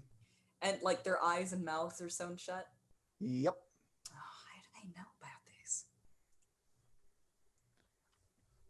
He's going to describe what he sees to everybody else. Wally pulls out his quarterstaff.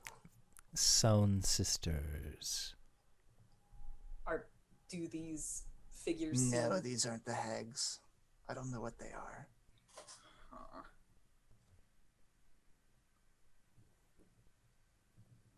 He's gonna kind of nudge Azrael to the opening and point at the hornet-headed warriors and say, do those things look, alive? Are they gonna come to life and attack us? Are they gonna turn into actual hornets and attack us? I'm going to look at them, and I'm going to roll an Arcana check, I guess. Yeah, absolutely. See if these things look magical to me. Do it. 18. 18. These statues do not look magical. They're not magical. Not yet. They could come to life, but they themselves do not hold any magic.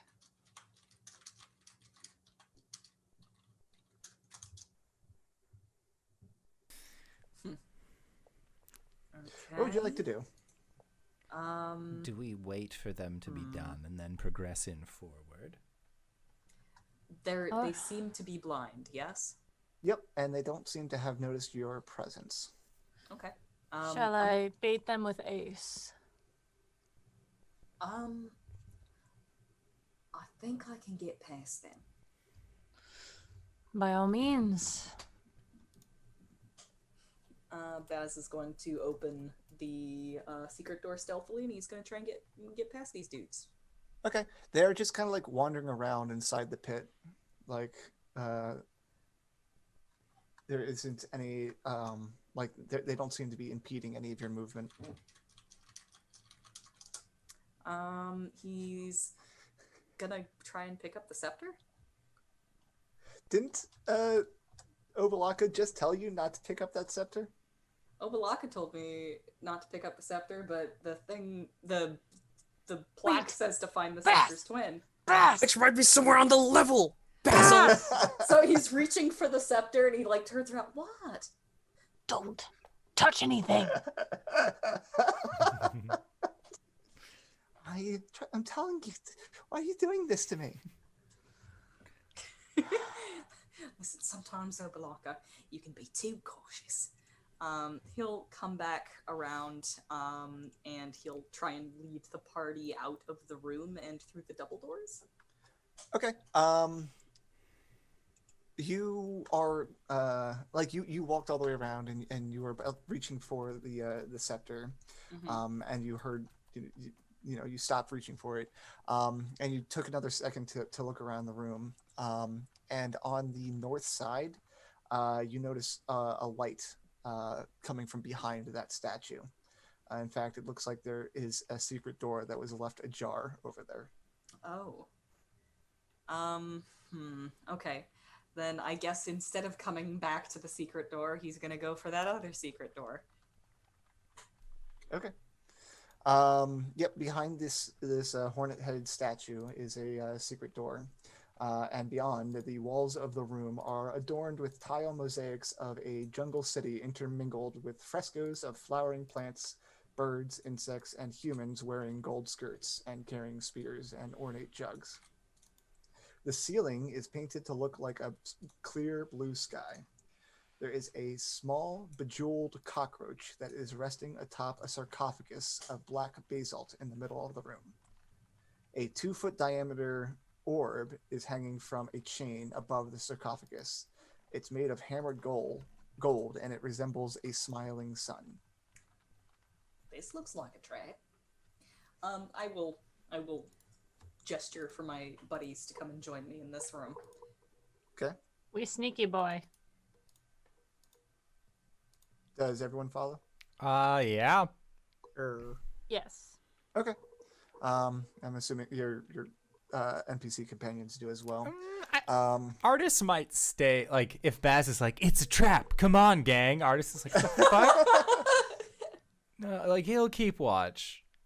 Okay.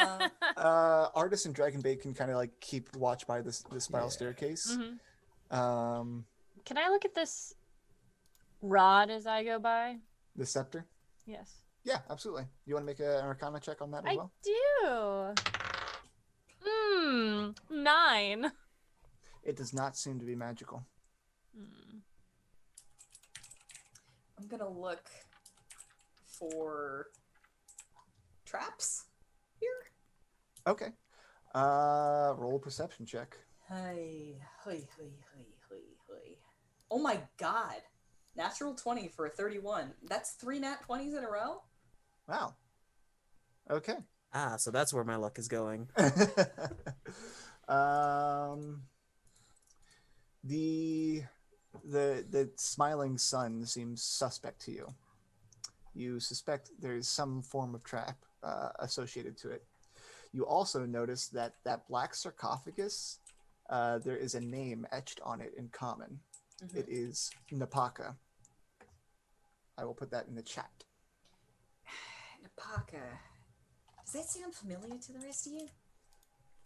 Oh yeah, no. Napaka was the queen.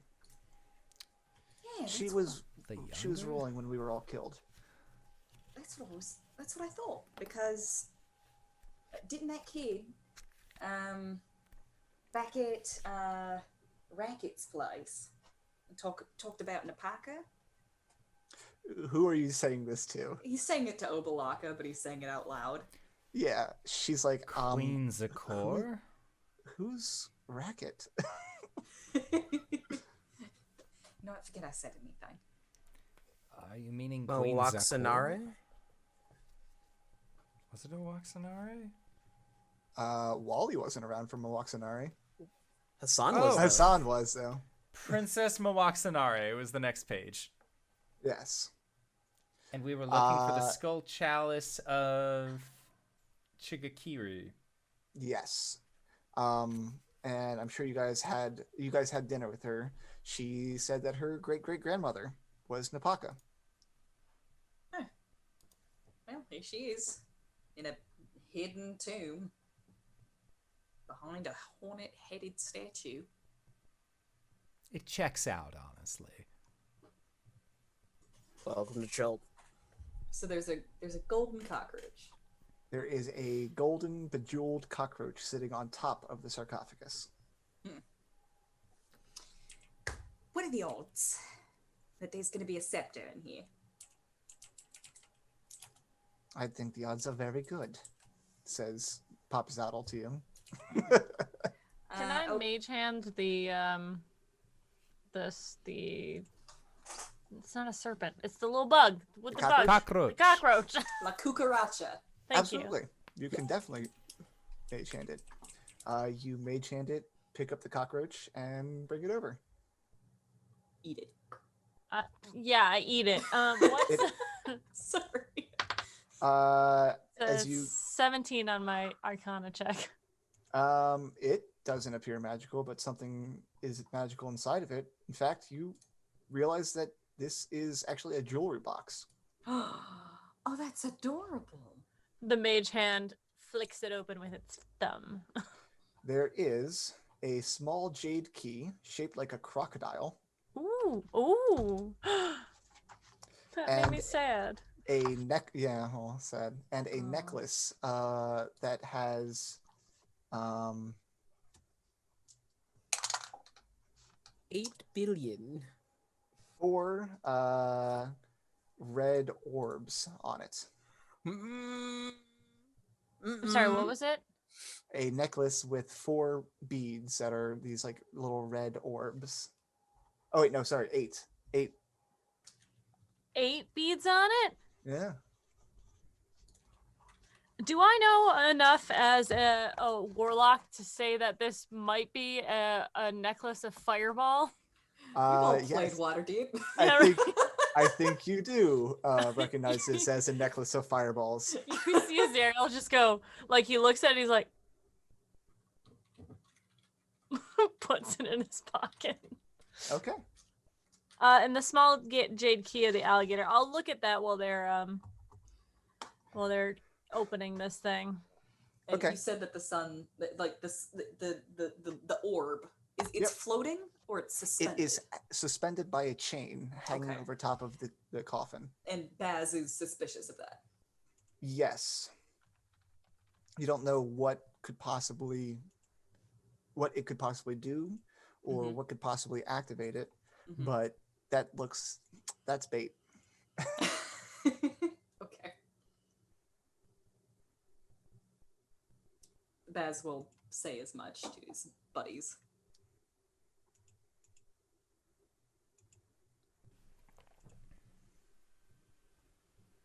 So do we just leave this place then? But what if the scepter's in there? Then should most of us exit the room while this tries to happen? I'm sorry, I was busy. What's happening? I like to stand guard. What's wrong with the tomb?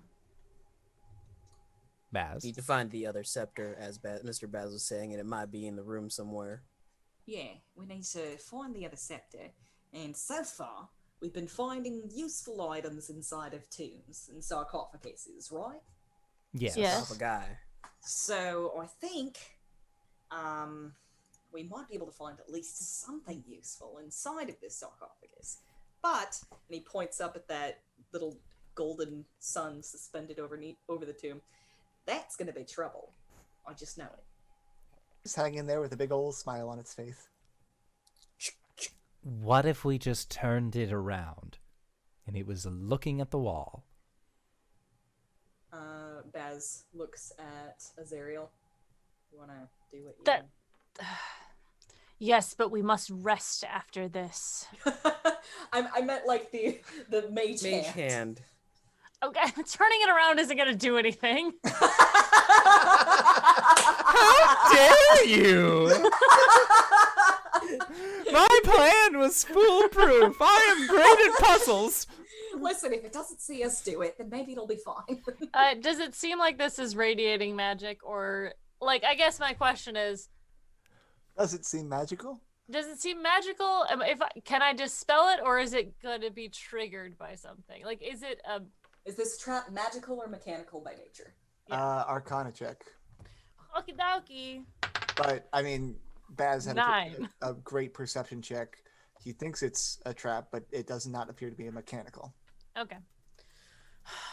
Well, okay, so describe to me where the sun is. It's It is suspended hanging- above. Yeah, it's Sorry. hanging by a chain directly over top of the sarcophagus. The ceiling, like the vaulted ceiling, is painted like a beautiful clear blue sky. And it's kind of like the sun is hanging among the clear blue sky. Un momento. Let me read something real quick.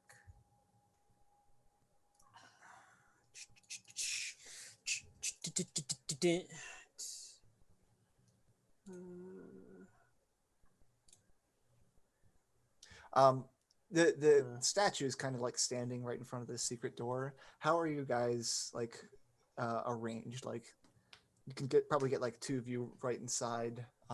Az probably could have used his mage hand from outside. Well, each And square on the map is 5 feet, right? Yeah, So we could all I'm- just be surrounding it. you could, Wally pulls out his trusty tent tarp.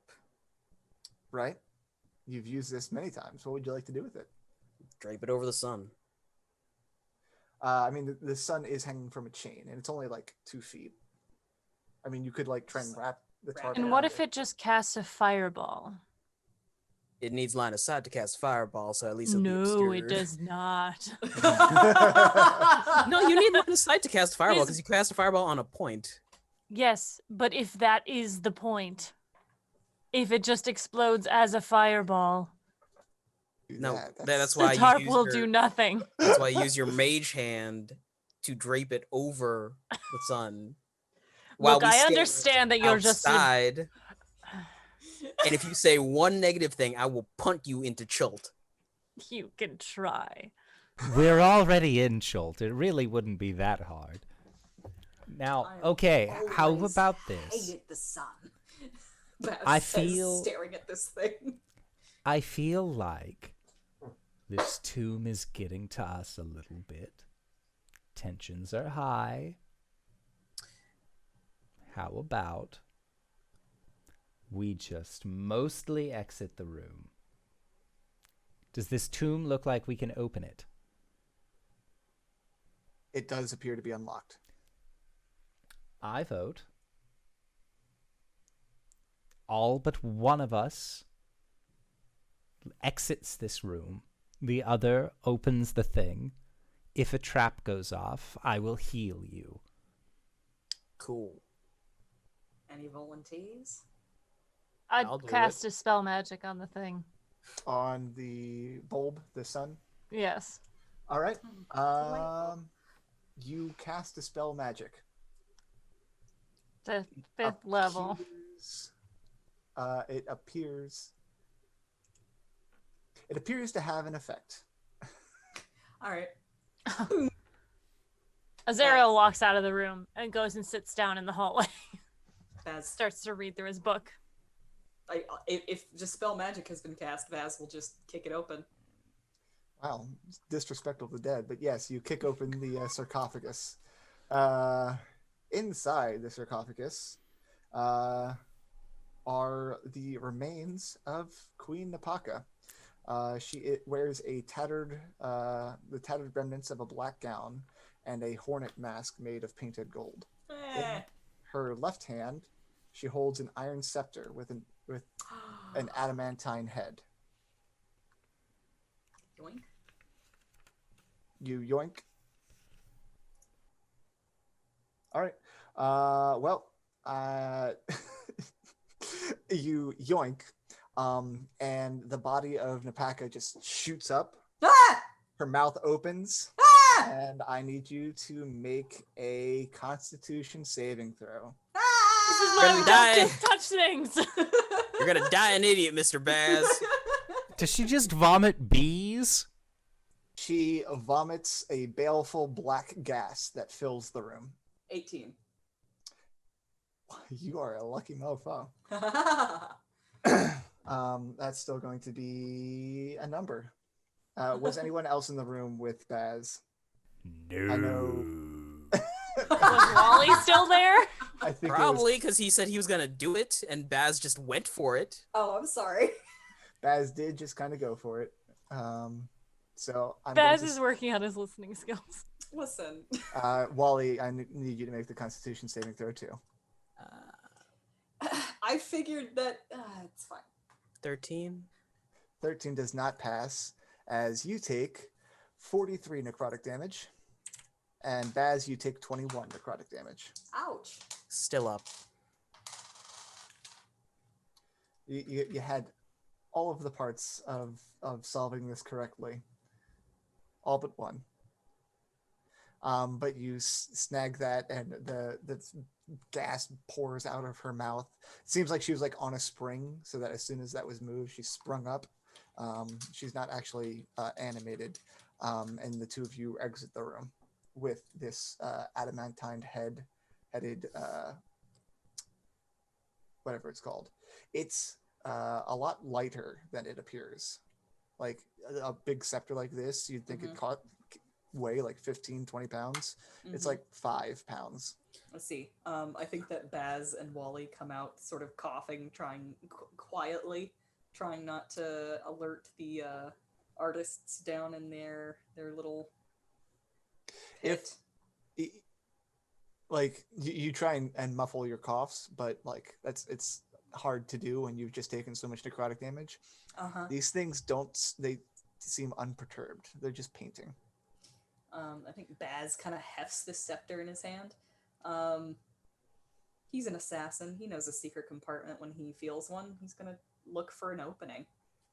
On the scepter itself? Yeah, he's gonna like try and unscrew it, and he's just immediately screwing around with this item. Really quick, Wally's gonna walk up to Baz. Hey, Mr. Baz, which two spirits you got in you?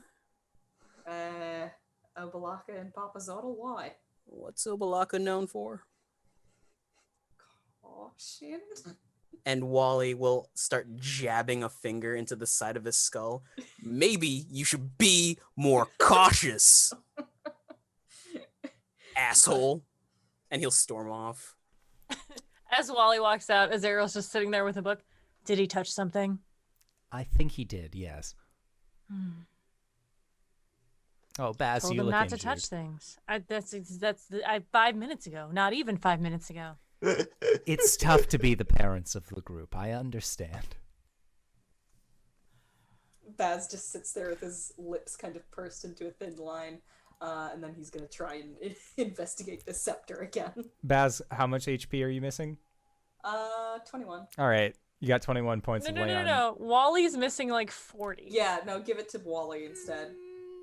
Baz could die. Barbarian. Yeah. No, he can't actually. He's got plenty of.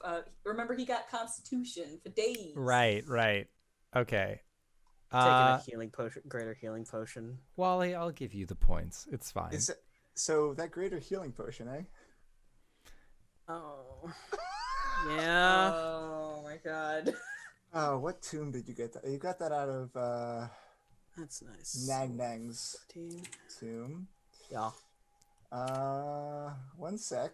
Oh, Nang Nang. The chaotic one. Well, I have 2 greater potions. I don't know where I got one from. I know I got one from Nang Nang's tomb.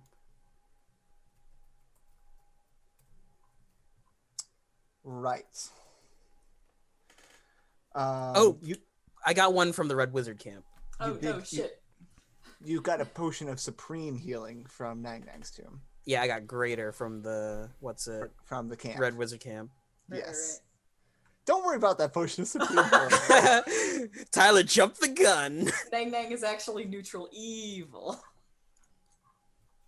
Who got that superior potion? I'm pretty sure you did. Okay. Or whoever grabbed the Pearl of Power. Actually, I'm pretty sure Azrael has that. Don't worry, it's fine. It's fine. Do I find anything? I have with pittance. an incredibly light scepter? You do not. I'm like It trying seems- to unscrew it. I'm like knocking on it and listening for hollow bits. It's just surprisingly light. Like it's made out of adamantine, right? Right. But there is no mechanical reason why it is so light. All right. He's gonna speak kind of quietly, but like realizing that the guys down in the pit aren't really reacting to them. Mhm. Just start speaking normally, like, and cautiously to like see if they're going to react at all. There is he's no like- reaction. Okay. So this thing's lighter than it should be. What is it made out of? Adamantine? Is it light for an adamantine object? Yeah. Aluminium. Is it hollow? Is it? You can't tell. Is it important? Well, yeah, because the plaque said to find the twin. This looks pretty twin to me. No, I mean, is the fact that it's light important? Well, I don't know. Adamantine's typically pretty heavy. Give it to me. I hand it. I look. 12. It Arcana. appears magical, Well, it is magical in nature. as opposed to the other one, which did not appear magical. The one over there did not, so perhaps it is not its twin. Maybe there are many scepters on this level. Well, if the other one isn't magical, then it kind of implies to me that this one's a decoy and this is the real one. That would make sense since it was in a hidden chamber. Alright, so if we've found the one that we need, we just go? Would anything happen if you held that scepter and sat on that throne? Looks icky.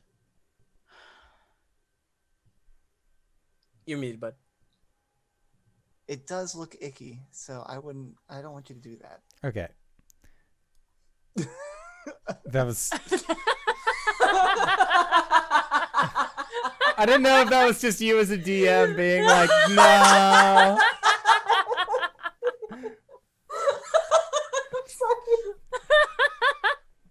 I'm a little Okay. slap happy tonight, you guys. It's all right. So double doors then? If we Okay. don't want to mess around anymore in this room, Oh, Wally's just walked off to like the stairwell area. I'll go after back- you, Wally. Back to the spiral staircase, or where? The big staircase with the gargoyles. Right. So there is a double door in the way prior to you being able to go that way. Is it locked?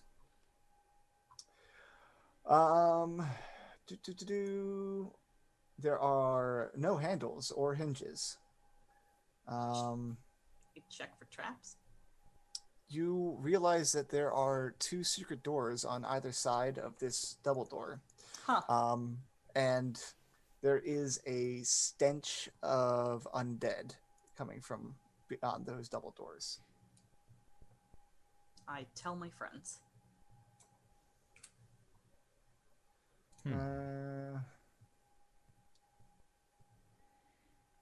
Well, then we just have to be prepared.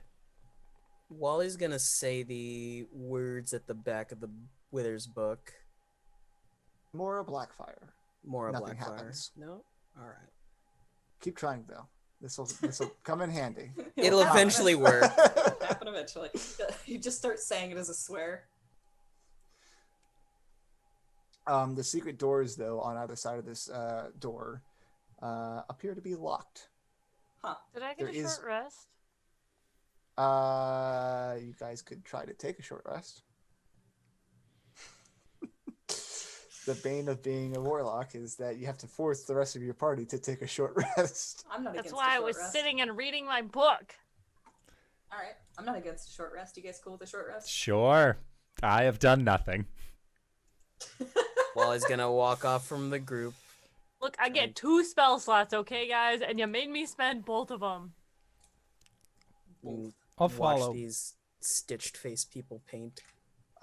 During your short rest, they finish the disco fight and start painting Baz grabbing the scepter and both of you getting hurt. Wally's at the tail end of a cigarette. Tesh will come over to Wally and say, well, I said that I would heal you for volunteering to go into the room. You got 40 points to work with. How much you need? 82, 110, 82. I mean, you can give me like remember that 20. You can, Okay. remember you can spend hit die because we're taking you're a taking short Yeah, we're rest. taking a short rest, so it's alright. Do you Yes. gain your things back from a short rest? Your lay on hands? Nah, that's long No. rest only, baby. Then probably hold on to those. Wally's just gonna say, just save it for one of the squisher folk. Well, I tried that, and then they told me to go see you, and now you're telling me to just go away, and honestly, like, I don't really know. This place is getting to me a little bit. You're not the only one. It's not just you, Mr. Tesh.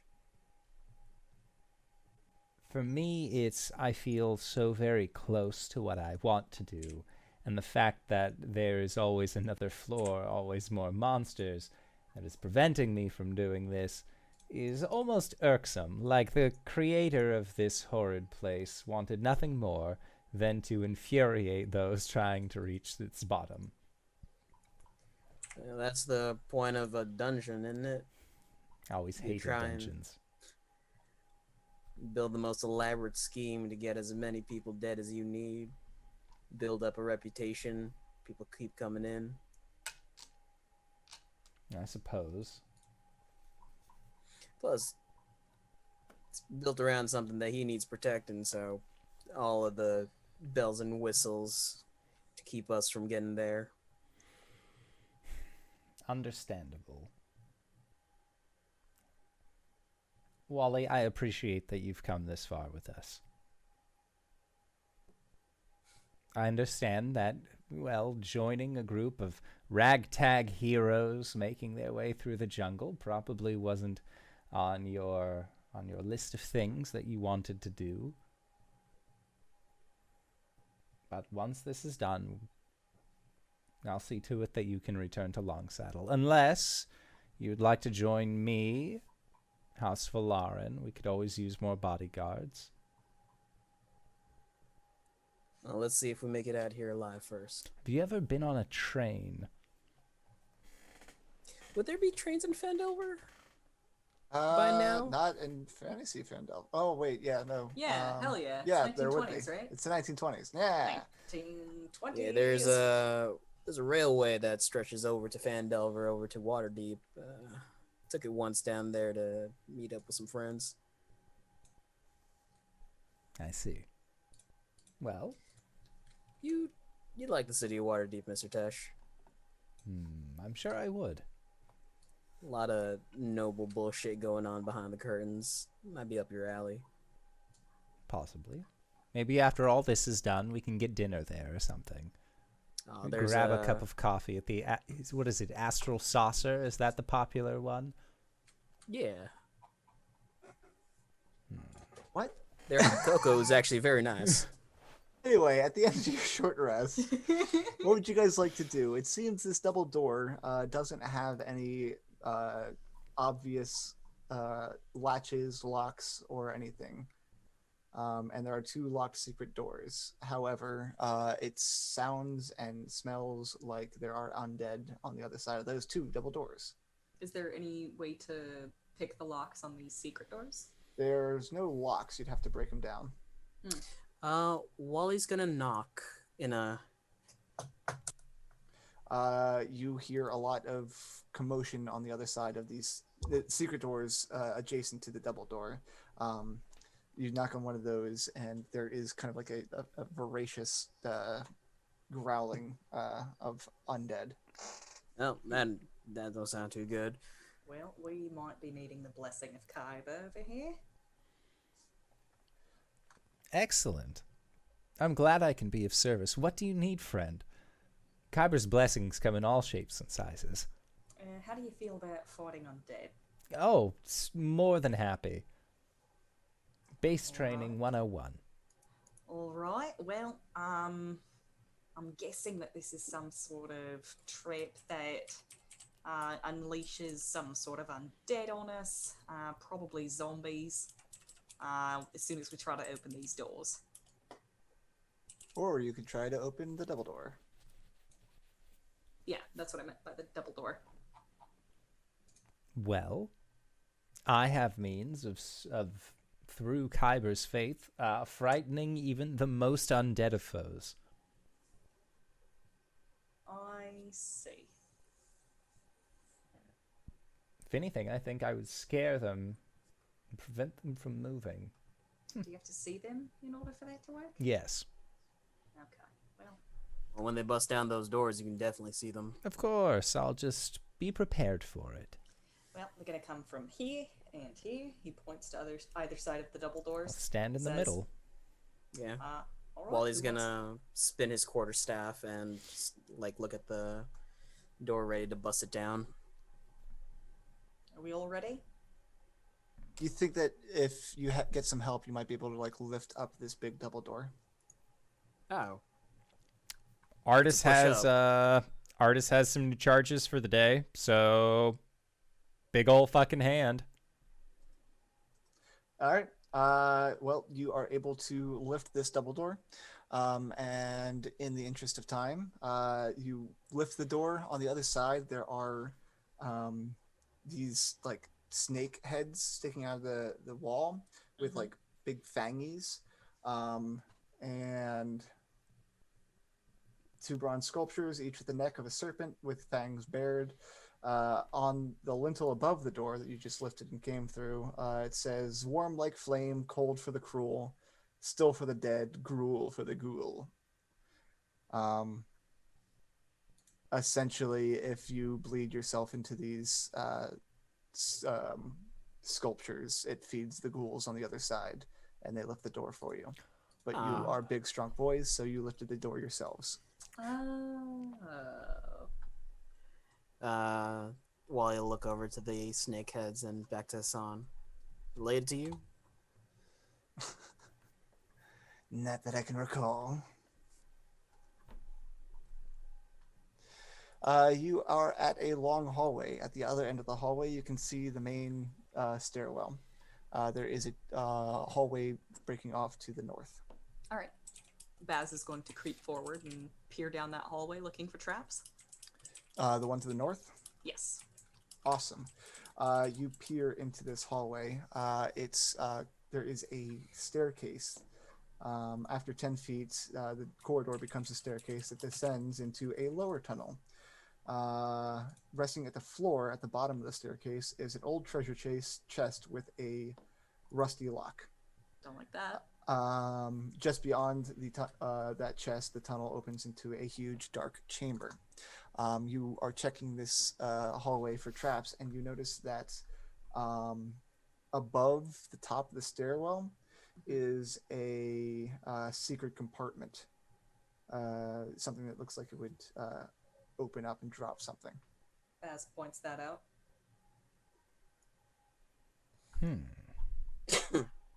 Bless you. And there is a large chamber that leads at the bottom of it. I'm gonna try and peer into the chamber and see if there's anything useful in there. From where you're standing, I'm assuming you are not trying to go past where this latch or something in the ceiling is, because you're being cautious. Precisely. There is a marble chamber. There are marble columns that support the ceiling of this grand tomb. Twin staircases ascend to an upper gallery, where on the wall is adorned with a maze-like sculpture. On the floor of the tomb stands an opaque crystal sarcophagus that is constantly changing colors. Next to that maze on the far wall, there are sculptures and murals of minotaurs all around it. Nice holds the key. And also, when you peer in, you see a skeleton, a skelly boy, with the head of an octagon. And he spies you as well, and runs and goes to the that maze sculpture. Maze holds And the he key. stands next to it. For why? What's he think he's gonna? Actually, I'm gonna say this out loud. He's like, "What's he think he's gonna do over there?" Be careful here. There's some sort of trap right at the top of the stairs. How far Can away you is the disarm it?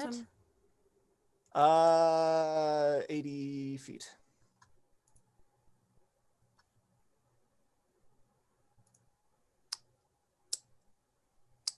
Shoot it with my bow. Yeah, I'm gonna pull out my pistol, but then I'll use my commander strike to give Baz another attack.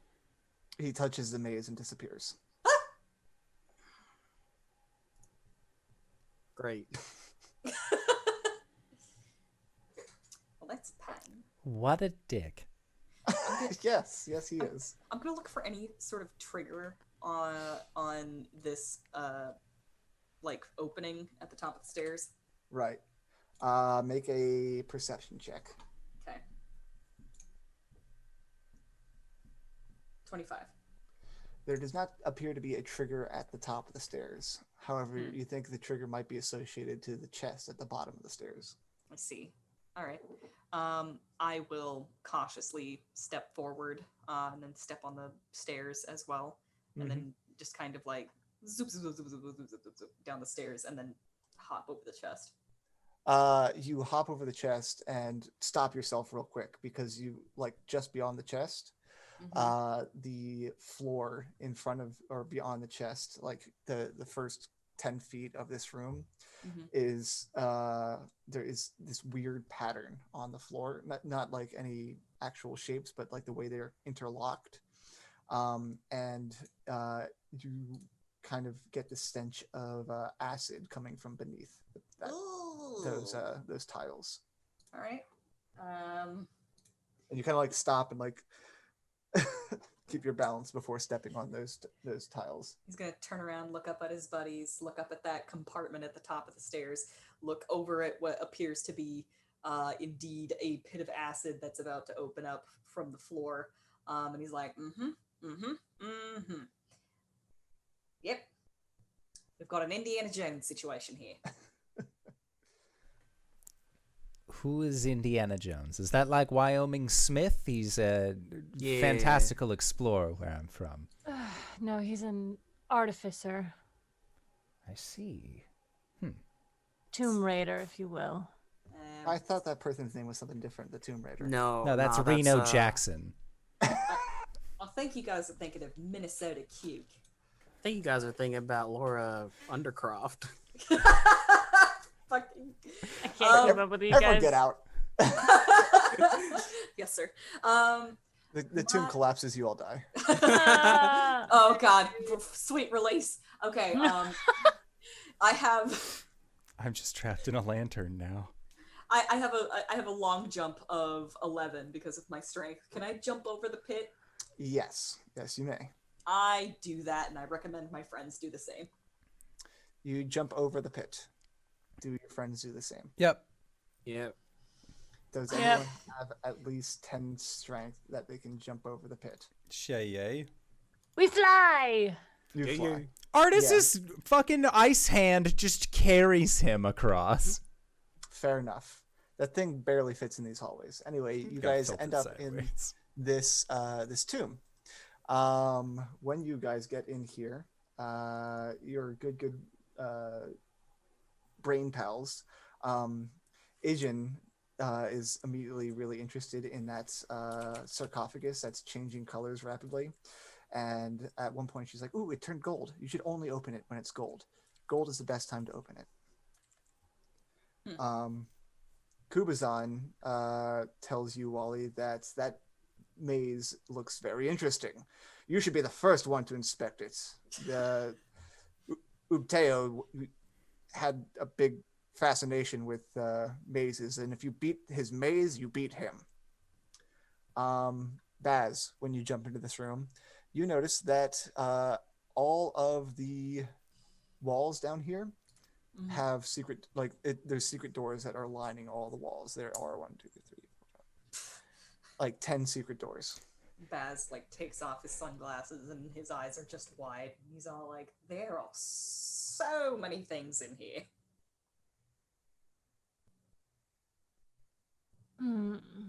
Where to begin? Ollie inspects the maze. He's not gonna touch anything. Okay.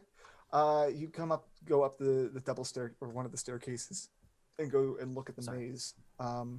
The intricate carving shifts before your eyes, its configuration ever changing. The maze has no exits, and its corridors are lit by tiny torches and clouded by fog. And make a perception check. You'll see a fucking dancing skeleton in there. 19. Yes, you see a dancing skeleton in there. Is he doing a Pac-Man ghost thing? Just kind of That's Tetris. I like that song. you just he's standing on the wall of this, the maze is on the wall, and he's just kind of running around inside the maze and dancing as he goes.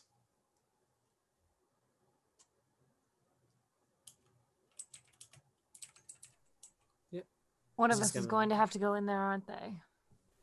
I am actually rather skilled at mazes. It is how the dragon speaks to us. Sure. Do you have a spell that could connect our minds? What, me? Yes. No. No. No. I wish I did. That would be rather useful in a situation like this. No, I'm good at making others afraid of me, making it so they can't run away. I have an idea. Why don't you take my dear friend with you? Of course. That way, I can direct you, since Oh. I'm seeing it from above. All the children of Kyber are welcome. Is an imp a child of Kyber? Oh, yes. Well, from what Mr. Teshvael says, Kyber created the whole multiverse, so we're all their children. No, Well, I've Wally. seen- No. Am I wrong? Yes, you sadly are not a child of Kyber by birthright, like myself or No, Baz, I mean by proxy, because they... or Azrael. You are more of Eberron's child, but you could come over and accept Kyber into your heart. Then you would be a child of Kyber. What makes you a child of Kyber? Are you Just from like the jellicle, fucking, what are they? Jellicle cats? Tabaxis? The Jellicle Tabaxis? No, this is not like that at all. Were you born in the Underdark, within the shadows? Alright. Yes. I see, okay. Child of It's- Kyber. Are you from Like the a long low... situation. Are you from the, as some might say, lower planes? Child of Kyber. I will have to discuss with you the time I spent with a dragon in its stomach. Oh, please do. But for now, take Ace with you. And he like motions for Ace to go and switch places with the pseudo dragon. Well, the pseudo dragon's not here. Oh, right. We left Summerwise on the surface because I couldn't be sure that I wouldn't attack him. Aw. Yeah, he's gonna get on your shoulder. You should've Kyber stole, speed. Now you're getting it. Should have grabbed some walkie-talkies from the Red Wizard camp. You could have. They're big, bulky radios, so. All right, go up, and I'm going to try and poke where the skeleton is on the maze. All right. You touch the carving and vanish, and you reappear. You stand within a 15-foot high passageway walled by smooth, featureless stone, which is lit by torches and shrouded by fog. There is no ceiling, and when you look up, you see a distorted view of the room you left behind. And also, when you look up, you see all those secret doors open in this distorted view of the room you left behind, as all those secret doors open for you guys, and beyond the secret doors, there are piles and piles of bones, and they all kind of coalesce and form together. And there are 10 minotaur skeletons. Oh, shit! God damn it! That looks really bad. Like a tiny voice coming from the maze. So everyone roll initiative. It's 10 minotaur skeletons. It's fine. It's okay, LB. I see your pained face. 21. 21. 15. 12. Tesh got a 20 and Artis got a 5. Oh, yeah, right, Hassan. Oh, yeah, that's right. Don't Dragon forget your Flesh. buddies. Dragon bait was an 18. Hassan is a 8. What do you want me to do about it? Flint got a 24. Oh, that's good. Yeah, it was a natural 20. Good for you, Flint. Dang, what is it, your 5th? Yeah, you've been on a roll tonight. I mean, that time it wasn't for me, so it didn't count. I'm upset because I only got a 12 and I rolled initiative at advantage. I've never rolled well on initiative.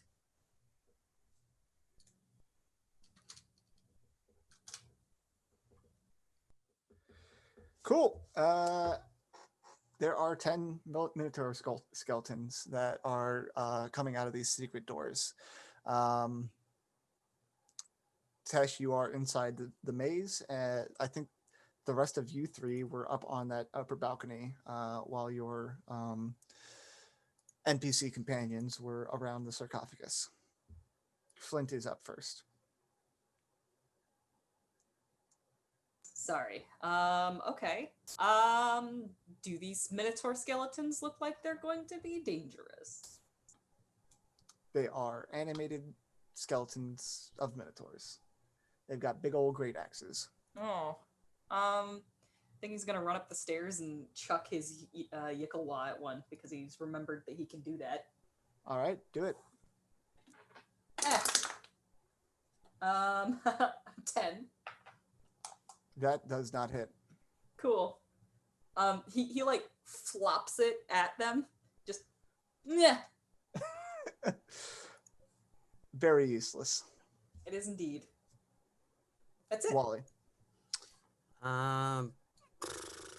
He's gonna pull out his quarterstaff or staff of striking. Rage is a bonus action. And run up to one to hit it. Let's go double fisted. All right. 27 to hit. Yep. 14 on the first. And is this bludgeoning? It is bludgeoning.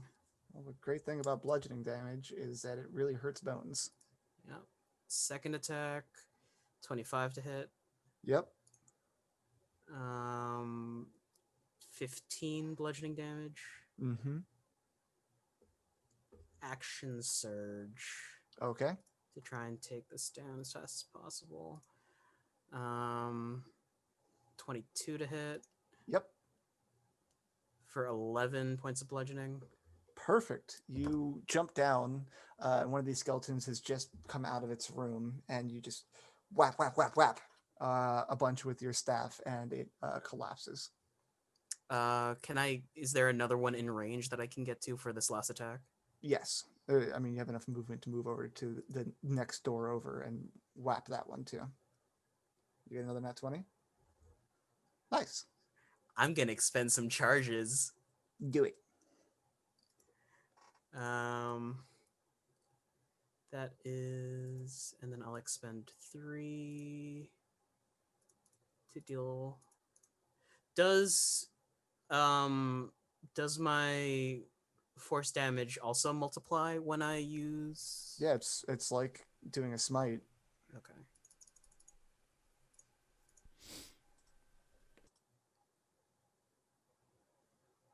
Uh, 25 points of bludgeoning damage, 21 force. Amazing. You just completely destroy the second one too. He will turn to the rest of the minotaurs and bellow, and it sounds like a combination of a deep yell and a goat bleat.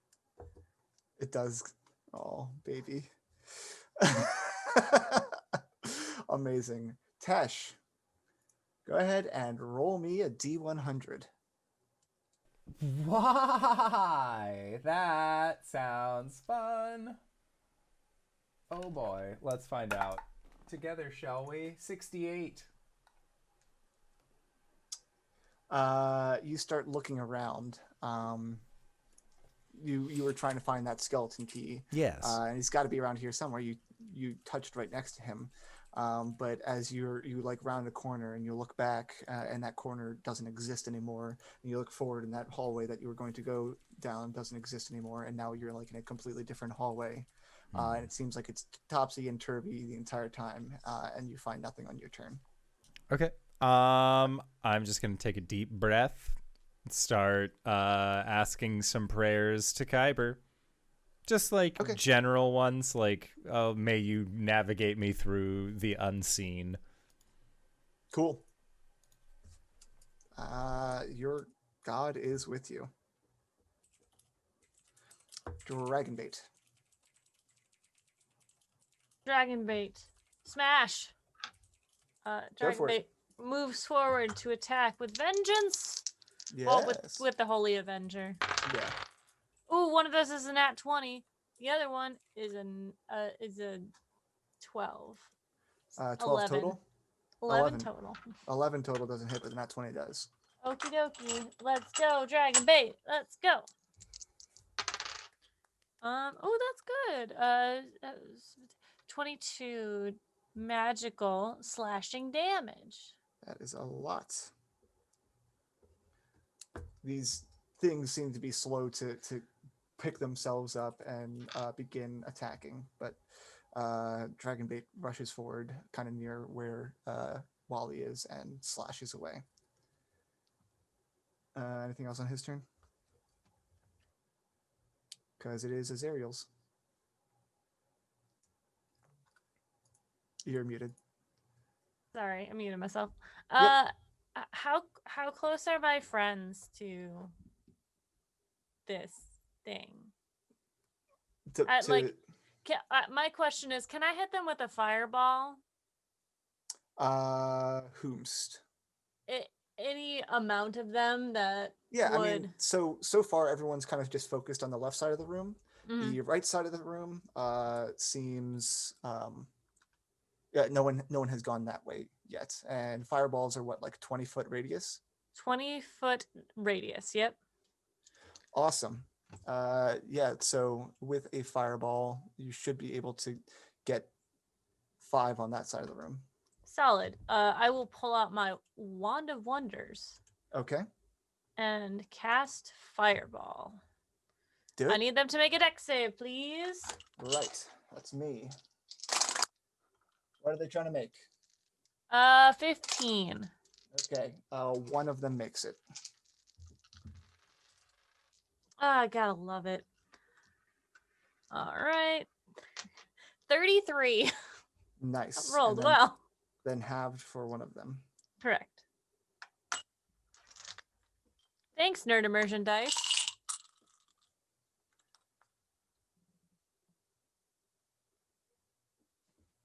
Cool. That's a lot of damage. Can I see?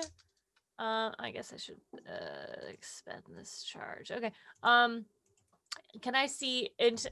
Can I talk to Ace and Mhm. help maneuver Tesh through this maze, or does it seem like it's changing too much and he's just gotta kind of luck his way onto something? It like you're trying to keep track, but it is so rapidly changing that Okay. it's very difficult. All right, I'll just protect it. Cool. 2 of these things are up. One's right next to Dragonbait, so it's going to attack him. The other one's going to charge at Dragonbait because he is there. So the first one attacks with a 25 to hit and does 17 slashing damage to Dragonbait.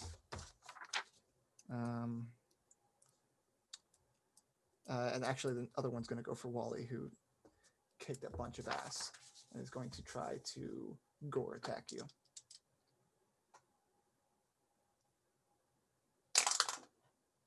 For a 24 to hit. That hits. I need you to make a strength saving throw.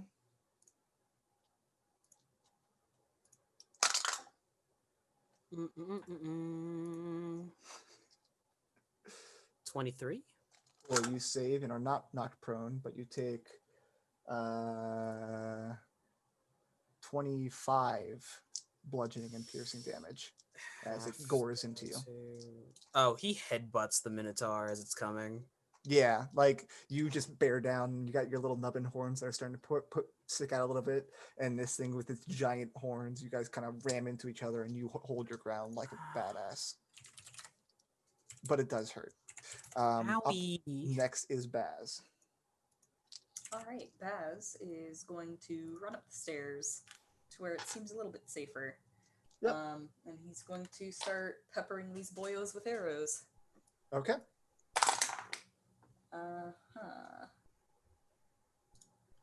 Oh shoot, I'm not rolling with advantage anymore. An 18 to hit.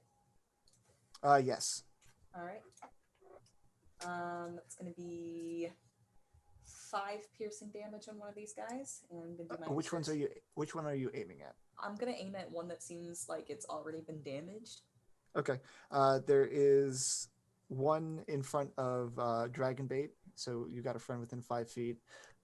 All the ones on the other side of the room are damaged, but there's nobody near them. All right, first one's gonna be after one of the ones on the other side of the room.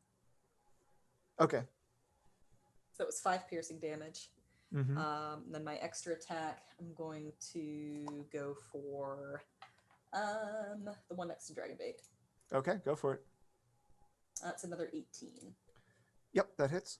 All right, I'm gonna drop my sneak attack on this one. Cool. 11 piercing damage and 8 sneak attack damage. Cool. Anything else on your turn? I'll go ahead and pop my my action surge. Yep. And use my 2 attacks like I didn't know I could do. And I'll attack one of the. Is there? There's one that's right next to Wally now, right? Yes, there is. I'll attack that one then. Cool. Both on it. 24 to hit. Yep. All right. I'll put a sneak attack on this. 6 piercing damage. Can you use your sneak attack on an action surge? Oh shoot, you're right. Just 6 piercing damage then. Okay. I can only use it once per turn. Yeah. Sorry. I'm just going through the motions. Yep. Second attack. 25 to hit. Yep. And 8 piercing damage. Cool. 4 arrows down the drain. I'm going to use my bonus action to try and hide behind this railing. Sure, absolutely. It's kind of dark in here. I'll duck. That's another natural 20 for 31. Why are they all on? It's fine. Okay, you needed to make a 9 to be hidden from them. Overkill. I disappear. All of my natural 20s have been on skill checks. I want my crits, damn it. Hassan. He's gonna run up the stairs where Baz was and let loose a single arrow One single arrow. towards the That's one accosting Dragonbait. 13 hits. for 5 points of piercing. That's enough to do damage. And it is immune to poison, so Yeah. quack. Quack. Artis. Artis. As a bonus action, big ol' icy mitt against one of the skellies. Gonna punch it. Oh yeah, he does have big old icy Yeah, net. he has a big ol' ice hand. I'm assuming going after the ones on the other side of the room. Yeah. Cool. But that's a 2, so that's not 2 on the dice is not going to do it. But he is going to rush up to another one of the skelly men's, and he's going to use Bookmark, his trusty dagger, to just stab a skeleton. Which one? The one that he is nearest. So you want the one next to Dragonbait or the one next to Wally? The one next to Dragonbait. Artis and Dragonbait are best bros. Like this. Yes, super close. Cool. Roll it. 26 to hit. Yep. Okay. For 9 points. Okay. Second attack. It's 26 to hit. Yep. For 7 points. Nice. And then an 11 to hit. That does not hit. No. Womp womp. Womp womp. This thing is quite cracked, but it is still up. Next, 6 of them are going to go. One of them is close enough that it can't charge, so it's just going to attack Artis with its great axe for a 19 to hit. That'll hit. All right. For 17 slashing damage. Do you mind keeping track of that? Yeah. All right. And then 5 of them are going to charge across the room at several people. The targets that seem viable are Dragonbait, Wally, Artis, and then Dragonbait and Wally again. Actually, no. One of them is going to go up the stairs towards Hassan, and he will be able to charge at him. So, actually, 2 of them will go up that way. Sorry. Wally, that's going to miss. A 12 will miss as one of them runs across the room and tries to gore you, but you're already bearing down on this one. Against Dragonbait, a 10 is going to miss. And then against Artis, a 21 to hit him. Get him to make a strength saving throw. Oh boy. Strength save is a 13. All right, he is knocked prone. As he takes another 24 damage, bludgeoning and piercing damage. Okay. Against Hassan, a 16. Hits. This one does gore him as well, so I need to make him make a strength saving throw. Nope. He is knocked prone. He takes... Thank you for the follow, Terry the Tactical Thank Unicorn. you. 20 bludgeoning and piercing damage. And Hassan's he is bloodied. Hassan is bloodied. And you know what? Hassan's already down. The last Minotaur has advantage against it. Corpse kick. Wow. I rolled a 4 and a 5 for 11. You hit. I hit. You match actually, so Okay, half well, damage or half whatever. damage on 2d12 plus 4. 20 slashing, so half that to 10. Yeah. On a scale of 1 to 10, well, 1 to 40, where 40 is the max HP, he's on 10. I might actually kill Hassan yet. Don't worry, no one likes this Hassan anyway.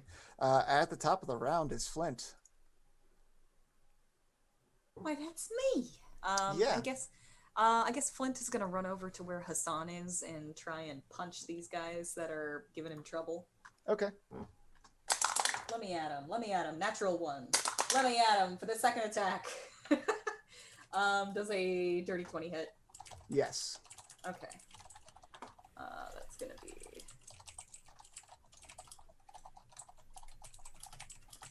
7 bludgeoning damage. All right. I think that's it for him. That's about all he can do. Cool. I can do math. Anyway, up after Flint is Wally. Yeah, this There dude's are 2 next to you. he's gonna beat the one that he got hit with. So the one he's locking horns. Yep. A 30 for 15 damage. Okay, good. That's also bludgeoning. Yeah, and a 27 for 11. So 15, which is 30, 30 and 22, which is 53, Yeah. which is exactly lethal. Not kidding. That was exactly lethal. Oh. So you've locked horns. You reel back and then just beat this thing down. I crushing it imagine off like the ground. he locked horns with it, grabbed by the horns, and did the Legend of Zelda like turn to the side and then face into the ground Nice. and then yeah. hit it. And he's gonna vault over to face the other Minotaur. Yep. That's it though. Cool. That was still good. Tesh. So good at mazes. Kyber is with you. Roll a D100. Kyber's blessing upon you, friend. That is a 41. I am the best at mazes and puzzles. Really just the best all around. You find you're kind of wandering around, and there is the skeletal remains of what looks like a small child Oh. who probably got lost in this maze. Anyway, Dragon Bait. He's got 2 on him. Dragon Bait would like to smashy. I'll go for the one that is one of them damaged. Yep. One Go is for that one. One is very damaged. One is brand new. I don't have advantage. I don't. Right? Yeah. You don't. Okay. I was like, was there anything that did that? Nope. Not his character sheet is very straightforward, and I like it. Yes. 18 and a 24. Both hit. Roll damage on the first one. 12. Cool. He kills the first one, and then he turns his ire on the next one. These are undead, right? Yeah. Oh shit. So let me just grab another D10. Next Probably. one is 32. No. It's very wrong. 22. 22 damage, right? Yes. Cool. Radiant. Well, half it's radiant. Slashing and radiant. They are not vulnerable to radiant, only to bludgeoning. The more you know. Azrael. Azrael. Azrael speaks to Ace and says to try to help him in some way. I don't know. Then he's going to. I'm gonna Eldritch Blast. Why not? All right.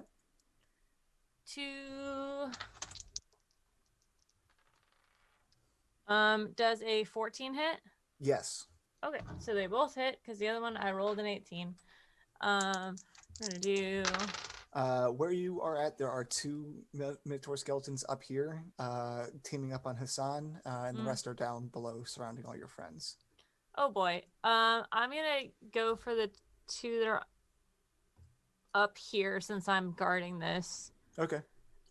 Which doesn't do a ton.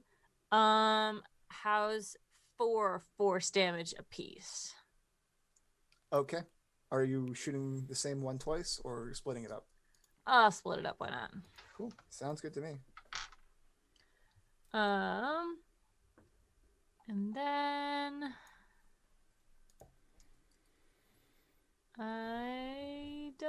have anything else. I'll just say, hurry up, man. Sounds good. I hope you guys don't mind if we go a little bit long just to finish up this dungeon. Baz. All right. How many You are minotaurs are hidden. left? 6. CX. Okay. I'm going to attack one that is adjacent to another of my friends. They are all adjacent to one of your friends. Okay. And you have advantage on this anyway since you are hidden. I reckon like Hassan is in the most danger here. Hassan is in a lot of danger. Okay, I think I will attack the one that is after Hassan. Woof. Okay. Does a 19 hit? Yes. Okay. Well, that's gonna be 8 piercing damage Mm-hmm. and 4 sneak attack damage. Here comes my second attack. Cool. I'm no longer hidden. No, you're 16 to hit. not. Yes. Okay. That'll be 10 piercing damage. Nice. The one that had just like come over and like taken a big chunk out of Hassan, it looks pretty beat up. All right. I'm going to. Have any of them come up the stairs yet? Yeah, no, they are up the stairs. Right next to Hassan was up the stairs too. So it'd probably be pretty hard for me to hide in here at this. Hide from them, yes. Hide from the others, no. Oh. I guess I could do that. There are still 4 down there. I will hide from the 4 that are still downstairs. Yep. God damn it! Natural 20 for 31. Fantastic. Good job. Very proud of you. Hassan, you're about to die. I think he's more interested in disengaging and getting as far away from them as he The can. problem with that is disengage. He'll only have 15 feet to work with. Crawling. Yeah, but there's other people Crawling? that would get in the way. He's not prone. These things do extra stuff to people who are prone. It's worth it to stand up, disengage, and get as far away as you can. Is this clone Hassan a exact replica? Because he might be a little too proud to crawl away. I'm saying I mean, stand exact up instead enough. Of... Okay. Yeah. Last stand, then. All right. Hassan uses half his movement to get up and pulls out his scimitar. And he's going to try and hack away at the most damaged one. Okay, roll it. 18 Yep. for 7 on the first. Okay. Slashing. 19 for another 6. All right. He is just barely able to kill one of them. The other is still looming over him, very scary-like. Just turns, flips the scimitar in his hand. Well, come on then. Do it. Come on. Artis. Artis has one next to him. Artist has seen better days and been the star of many plays. Is the Big B's hand near a skeleton? Near enough that it could move and All right. attack one. It's gonna closed fist try and punch it as a bonus. That is a 26 to hit. That hits. Okay, I just need to check how much damage Big B's hand does. And it probably does bludgeoning, right? It does. It do bludgeoning as a closed fist. Boop, boop, boop. Do, do, do, do, do. It's taking a while to load. That's okay. In the meantime, Artis is also going to try and stab out at the Minotaur skelly that is near him. Yep. Okay, that dice went away. So that is a 24 to hit. Yep. For 6 points. Mm-hmm. An 18 to hit. Yep. For 8 points. And a natural 1. That's not Oof. going anywhere. You're going nowhere. What's this? Big B's big old 4d8 force damage. It doesn't actually deal bludgeoning. But I think because it is the icy hand from the Ring of Winter. Mm-hmm. Yeah, and deals bludgeoning damage instead of force as a closed fist. So it's going to deal 4d8 bludgeoning. Cool.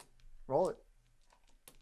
Okay, so that is going to be for a total of 21 points of bludgeoning damage. Cool. Bigby's big old fist completely eviscerates one. And then it's going to move over to the next one and just like be floating there in rock paper scissors formation. Right. So right now there is one next to Artis and Dragonbait, and there's one next to Artis and Dragonbait, one on the other side of Artis, one next to Wally, and then one up the stairs. And they are all going to act as the one up the stairs is going to try and kill Hassan. For a 12 to hit. Just hits. Might be able to get rid of a NPC here, guys. Wait, did it match? No, it just hits. Hassan's His AC is AC 11. 19 slashing damage. We can do death saving throws if you guys like. Depends on how much you want to keep NPCs around. I'm okay with limiting the amount of NPCs, but Hassan is still part of RJ. I think that we should make this call for all NPCs. How much do we care about every NPC here? I think they're incredibly useful, and we should have them. Okay. All right, let's call it death saving throws then. Well, this thing has 2 attacks, so let's see if. No, it only has 1 attack. Oh, it has 1. Okay. Yeah. I thought they had 2. And all the other 3 rolled 2 2s and a 4 to hit the other people. So I don't think anyone has an AC below a 10. And that's all their turns. So it's back to Flint. All right. Flint is up the stairs. So this is the only one. Yeah, there's only one next to him. It's only one next to him, so he's gonna go in for a punchy punch. My name's Flint, and I punch. A 3. 9 doesn't hit, does it? Nope. All right, but a 21 probably does. Yes. Okay, that's gonna be 6 bludgeoning damage then. Nice. That's it for Flint. Cool. Up next is Wally. There's one next to you.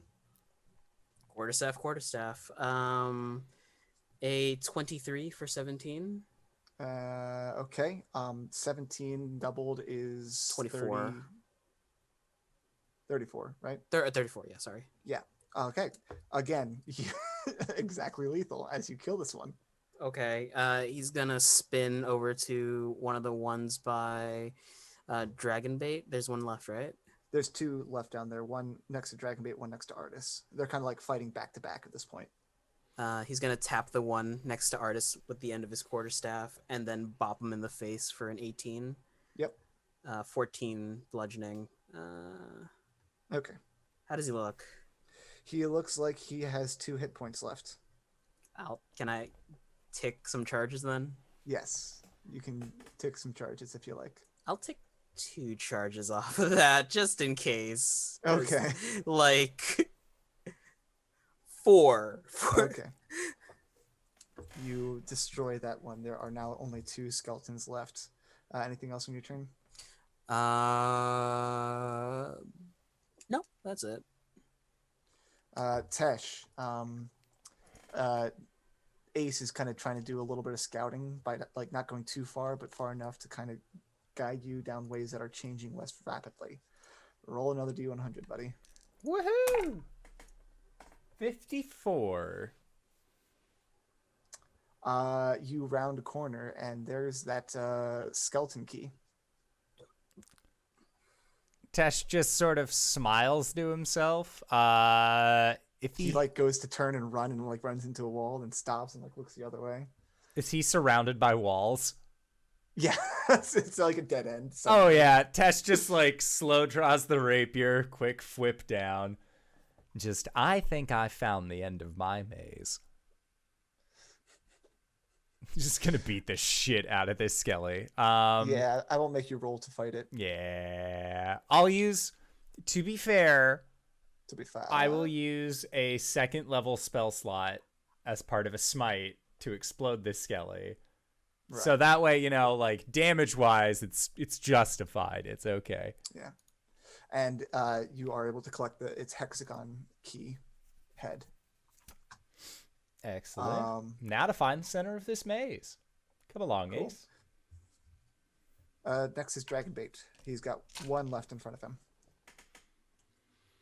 Dragonbait cracks his neck and goes in for the kill. Go for the kill.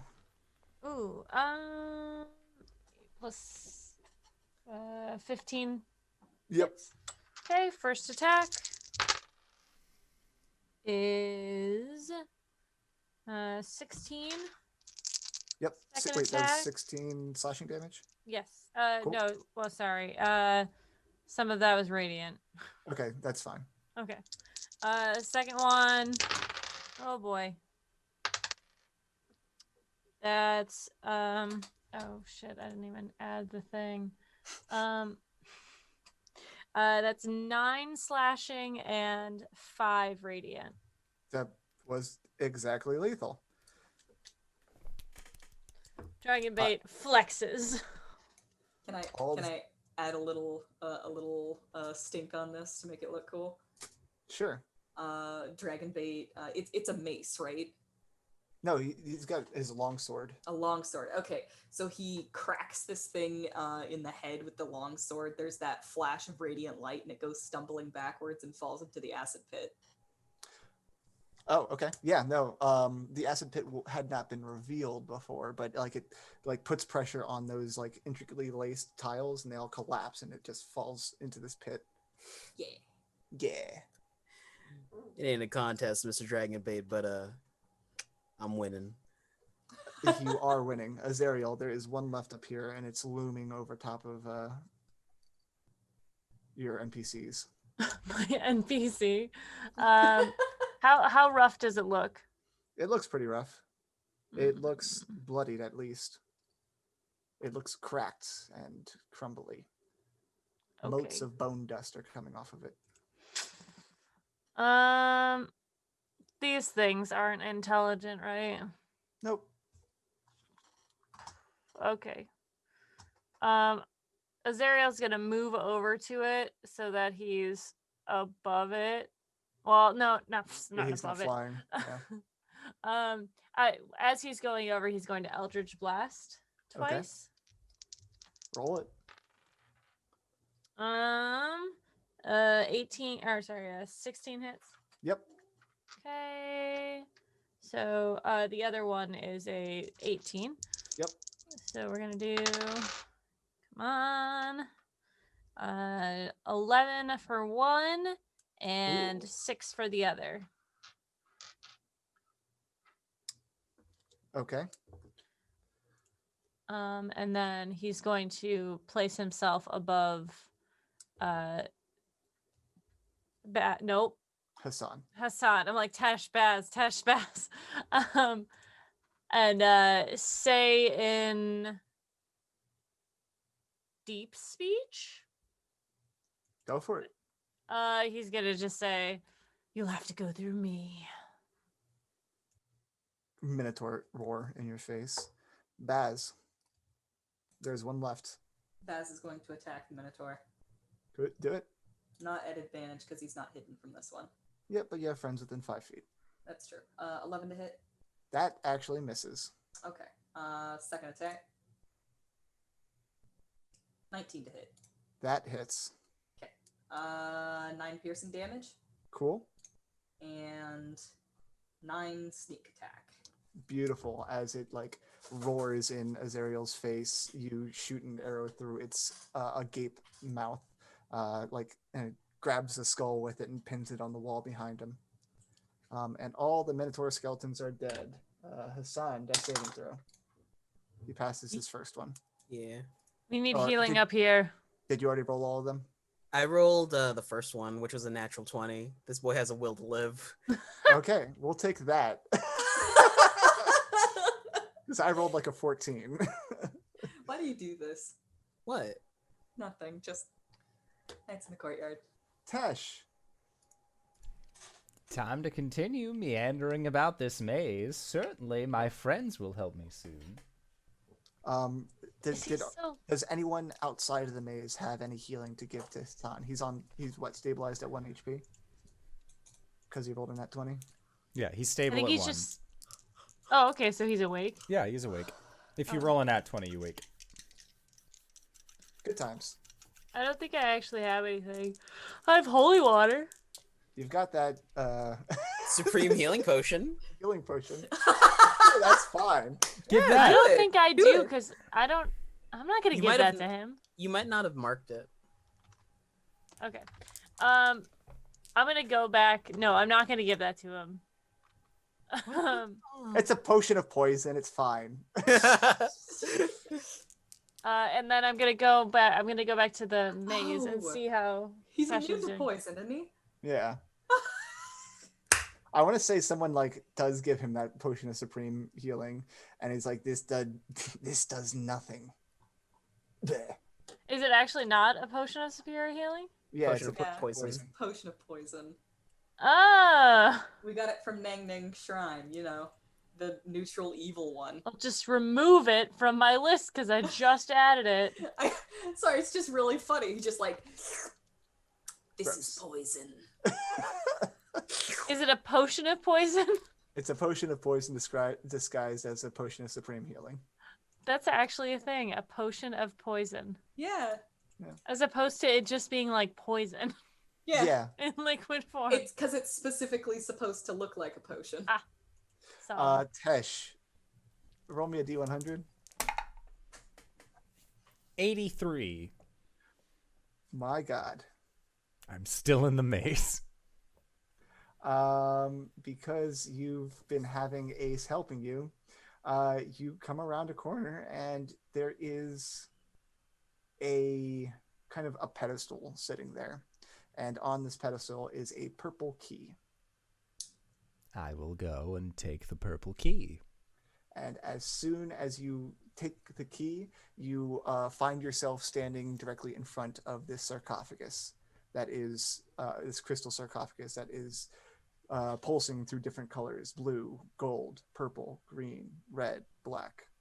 When it gets to purple, key. All right. Okay, cool. You stick it in into the lock, unlock it, and it pops open. And you feel yourself bestowed with some form of supernatural gift, though the source of it seems a little suspect. You receive the Charm of the Maimed. What does that do? The charm allows you to regrow a lost appendage or organ. Cool. So just hold on to that one, buddy. Yep, you never know. Never You know. never know. You just never know. Oh, I'm very upset by that. Hole in the wall that says "No hands in goblin." Yep. a lot of people at this table are having flashbacks to when their character has lost a limb. Mm-hmm. I'm just sitting here going like, God, if only Corey just had that in her back pocket. The sarcophagus is filled with salt, within which are buried 10 opalescent bracelets made from the shell of a flail snail. And Oh no! It's filled with salt! yeah. There is a resplendent robe inside. Yoink in the robe. All right. We don't touch things. Whomst- Stop touching things. Whomst do you already have in your head? Moa. Right. Moa tells you truthful things. Saline pours from the folds of the robe to take the form of multiple flail-like pseudopods. Ooh, that's actually Female really voice cool. echoes through the chamber. I can help you. At least I think that's what I'm supposed to do. And you can either make a charisma saving throw to stop her from trying to help you, or gain Unk, the flail snail. Totes, bro, help me out. All right. Well, Unk and Moa are gonna have a fight. Moa's gonna be red. Unk succeeds. Hell yeah. And you have a Constitution of 23.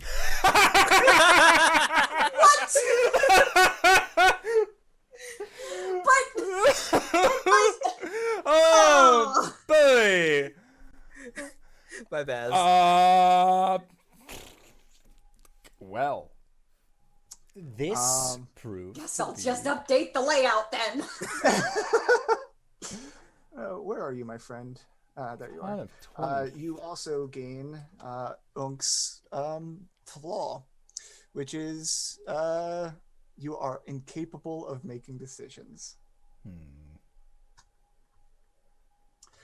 Before we end for today, Wally, when you were a young man, a young bunny boy, was there a room or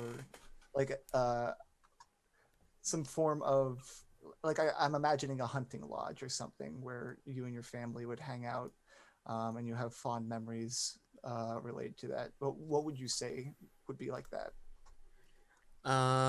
It would probably be what they called the nursery, where they kept all of the younger animals. And sorry. What smells would remind you of that? Oh, it would be like hay, sheared wool, maybe old leather. Okay. You notice suddenly that you can pick up those smells, and your ears start to pick up the sound of a clock ticking, kind of echoing from down one of the hallways of where one of those secret doors opened. He's gonna turn to the party and kind of motion his head over to it and walk.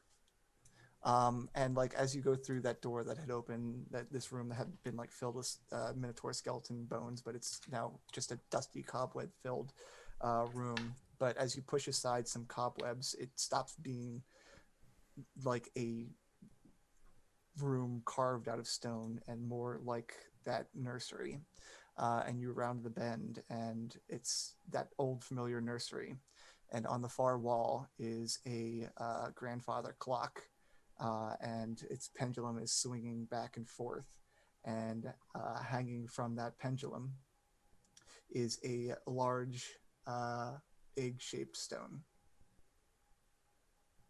It seems so familiar. He's gonna head over to it and kind of, he told Baz to be careful. Perception? Is this a trap? Yeah, go ahead and roll a perception check. 2. It does not appear to be trapped. Yeah, he's gonna reach out for it. You try to open up there's a door plate, the clear door plate that this is behind, and you try to open it, and it resists the opening it. And as you're try to open it, the clock tolls, and I need you to make a Constitution saving throw. 21. All right. It feels like time is ever present and ever moving forward, but you resist its effects. But this door is locked. There is not a visible lock on it, though. But if you feel around on the outside of this door plate, you realize that there is actually an invisible lock.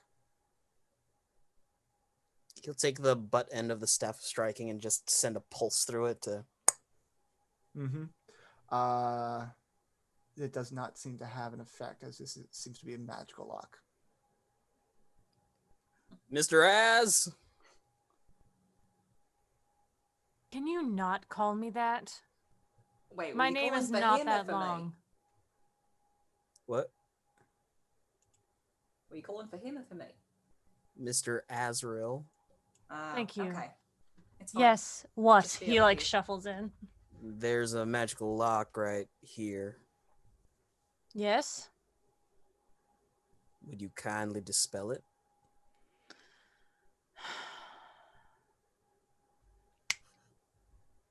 Dispels the magic. All right, you dispel the magic. Thank And you. the door swings open, and hanging from the pendulum is the navel of the moon. He's gonna take it.